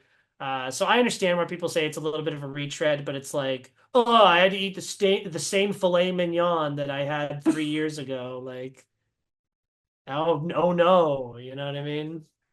I got you. Yeah, like I said, I don't. It's not the worst thing in the world. I just was hoping for just a little bit more story to happen, where we just felt like we moved the goalpost a little bit, but Hmm. especially with it being like, oh, this is the cap, like for a trilogy. They missed the mark on that one for me big time. But Hmm. still, 3 out of 5. I'll watch it again before I watch the next one, but to go back and rewatch any, I'm going back to watch the second one more than anything else. Way of Water is probably the most entertaining one of the three so far. Oh yeah, I think it's a 2-1-3 trilogy. Classic. Yeah. Um, the last couple three we have here are way less interesting. We have Anaconda, which you seem to enjoy. Sell me on it. I saw it with my family. I'm gonna be honest with you. It's a 3 out of 5. What did I give it? Three Three and a and a half. half. It's a 3 out of 5. I liked it. I love Steve Zahn and Jack Black. They were together in Saving Silverman many years ago. I loved that comedy as a kid, and seeing their dynamic again was like a little nostalgic for me. But I Mm. felt like this movie could have been a lot funnier, but it was PG-13. It was not rated R, right? Or was it rated R? It was PG-13 because it's more of a Yeah, comedy. it needed to be rated R. It needed to be more ballsy with its comedy. It needed to go heavier in the horror. It needed a lot more. It felt like it was very much trying to appeal to a larger audience that did not exist. It needed to Mm. definitely lean more towards the crude humor and the violence and the horror. And it kind of just felt like it didn't get to either of those moments, but it has moments. I liked I liked the whole scene of them trying to get him to piss and everything. It was goofy, but it was made me laugh. That was probably the best And scene. yeah, truly. But I know. overall, it was Sorry. fine. I hated it. It was the first movie I watched in like a while in the theater, and I thought it wasn't funny very much at all. Steve Zahn I do like, and he's kind of funny. But I'm tired of Jack Black and his shtick. At this point, I'm tired of Paul Rudd and his shtick, despite loving Friendship this year. I thought that the snake was not. I'm terrified of snakes. Wasn't scared a single bit. The original Anaconda movie is, has practical effects and it makes it look, real. And it adds an element of like suspense to I, it. You know what I I mean? am someone who is not a big fan of the original movie at all. Oh, I think it's we're, primate, I killed like the right now. second Anaconda movie more than I like the first one. Well, it's like The Hunt for schlock. the It's like a Blood B Orchid, which movie. is like It's a a straight to bunch of DVD celebrities movie. doing weird performances. It's got a That's where the practical second one snake. makes me laugh even more because like the only actual like star of note is Morris Chestnut. Oh gosh. Yeah, It's like a straight I to didn't even know DVD there was a from bunch the of early other ones. I gotta 2000s. watch all those other I think there's ones. four of them. I only watched the first two, but Hmm. I just think I like a good schlocky movie like Anaconda. But this one, no. I thought that the whole like reboot like commentary thing was like really shallow and low key like it it offensive. tried to be too studio comedy too. Like it should have been, like I said, more ballsy. Definitely just be darker, be scarier, but it didn't go in either direction enough. It Well, like so much of tried the to be a movie little bit is suspenseful, but it was mostly like poopy humor. yeah, and so much of the movie is just like their buddy comedy, them like reuniting and trying to make this movie, and like so little of it felt like it was actually about like the anaconda, like the snake. A lot of it could be compared to a Adam Sandler vacation comedy. Yeah, Truly. which I hate those. I hate those. So I I hated know. this. I purposely fell asleep. I saw it on Christmas Day, so I was trying to just have enjoy family time, but I can understand how you could. I was really turned off. I hated it. But my buddy, Zach, right? Hmm. Yeah, so I've seen so many movies with this man. Um, I've never seen him enjoy a movie more in my life. Like he was cackling, laughing the entire time. And then at the end, he was like, it was kind of bad. The editing wasn't very good. And I'm like, you're talking to me about the editing of the Anaconda movie? That is Um, hilarious. but yeah, I'm at a one. I'm probably being too mean. It's probably more like a two because most people feel like how you're feeling. Like they're like, it's an okay comedy. Yeah, it's fine. It's a three. It's not really a 3.5. I'll probably bump that down, but it's a fun movie to watch in a group of people. It's fun to laugh at more than laugh with. There's a lot of Hmm. jokes that don't really hit as well as they need to. And like I said, if it would have went further in one direction and actually had more of an identity, but it's ultimately something I'm not really gonna think about even into next month. I'm surprised it's being as successful as it is, but yeah, not a fan. Um, what's it called? There's In Your Dreams was like a little Netflix original thing. I didn't really like it. You seem to be mildly okay with it. Yeah, it was fun. I watched it with the kids. They Yeah. enjoyed it. It's just a cute movie. It's tackling another version of like a divorce relationship situation where like the kids don't fully understand the parent separation, so doing Hmm. all of this stuff in like their imagination and their dreams is kind of just almost a therapeutic way of dealing with things and a very interesting way of talking about these subjects that seem kind of more taboo to really cover in kids' movies until now, but that's the one thing I will say about a lot of these newer Netflix animations. They're going over topics that are very necessary, but they're not like the greatest movies ever, but I thought it was fun. I thought it was annoying. I really don't remember anything about it. 2 out of 5. This movie doesn't exist to me, and I would be surprised if anyone ever like brought it up to me in the wild. Fair enough. Elway documentary on Netflix though. That's a good Hmm. documentary. This is why I'm excited about you being with Disappointment Media. I never want to review. I have no idea how to review a documentary, and I've done so many documentary reviews, and so I'm so happy that someone actually who actually likes them and appreciates them is like coming onto the I'm a team. big documentary fella, so you got me. But Good. John And John Elway, Elway is awesome. Didn't he? He was with Shannon Sharp, right? he did have Shannon Sharp. At one point in the documentary, he said like I forget what he said, but he said something about like one of his two favorite targets are like an open Shannon Sharp and then like nobody else or something like that. It was something like that, but he was like he talking about him being one of his best receivers on his squad and everything. But he's in the documentary too. It's just a really cool story. It's like I didn't know, obviously we're both young enough, but I didn't ever see a John Elway game, but I've always heard legend of him and just seeing him talk about it and also being a very humble and cool guy just made things a lot cooler too. It wasn't like one of those things where he was like, yeah, I'm the best and blah blah blah. He was just a very down to earth guy. It seemed like his entire career. Mhm. Yeah, I have no problems with the Broncos. I have no problems with him. He's a cool, good old quarter. I've never seen him throw a ball in my life. So I've he's just like him, Joe Namath, Dan Marino. These guys are all in very like similar realm for If you me. got some time to kill, it's a pretty good watch. Hmm. And then the last one here, because I gotta get going here, is Train Dreams. It looks like you liked it a little bit more than me, huh? I liked it. I this is a topic that like I'm not super I like a good like historical drama type thing. And I've never really thought about like the railroad builders and just how harsh of a life that would be until now. Just of like the solitude and also just like not knowing what's going on at home and everything. And And the world's so rapidly changing around us.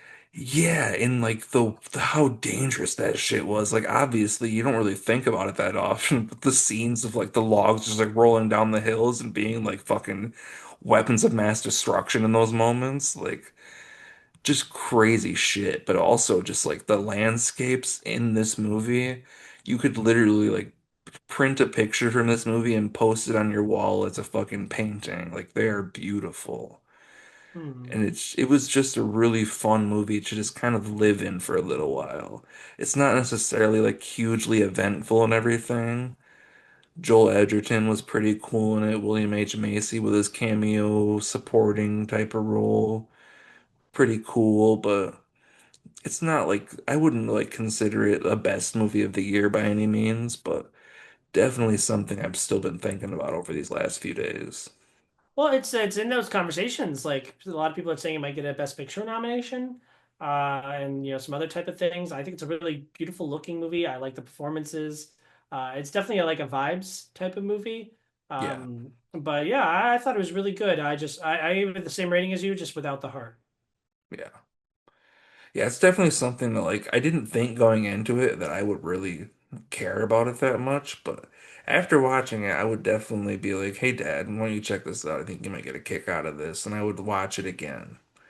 That's not Hmm. something I could say for a few other of these movies we've talked about today, which is crazy to say about a movie that's literally just about building railroads, but Hmm. Awesome, cool. All right, well, hey, here's to a wonderful 2025, and there's still even stuff that we're going to talk about probably next time. The Housemaids, SpongeBob, Marty Supreme is still out there. Jake Kelly, I think I saw that you watched, and Primate. We didn't did. talk about it, and we're not gonna, but go see it. It's fun. I think we were on the same wavelength, right? Yeah, this movie is tons of fun. But we're not gonna spoil anything, even though what's there to spoil? It's a fucking monkey that gets rabies and he goes crazy, but he's so awesome. And Even has a personality somehow. So go watch that shit. It's awesome. But yeah, very fun B movie schlock. It's a great fun silly time. You can check me out at Hard Reviews. I'm probably going to be doing less hard reviews because I have been promoted to the position of managing editor for Disappointment Media, which means I've been bringing on new Yeah. writers recently. So what do you have, Steve? I have a new review coming out on Disappointment Media. There we go. What For movie? what movie? People We Meet on Vacation, the new Netflix original. So keep an eye out on disappointmentmedia.com for that one. Yeah, and here's to another great year of the game. This is probably going to be the best year for movies in our life. Like we're going to watch so many damn movies, do so many reviews, and I appreciate you having patience with me. I know that my life, I'm moving, and so I've had to cancel so many times, and I'm just happy that we're finally able to get this going. Absolutely, dude. I've been trying, my work schedule has been crazy too, so Mm, no worries there. Gotta do it again, definitely sooner than later. And mm, yeah, doing stuff on Film Fan Reviews on YouTube and also Film Fan Steve on TikTok, doing some mm. short reviews on there. So check me out on Instagram as well. So whatever platform you like, they're gonna be there. So go check me out. All right. And I've been Adam, And I've been Steve. and we are show that. Bye bye, everybody. Bye Bye. bye. I've never ended it like that. No. I guess I did my intro at the end. I don't know.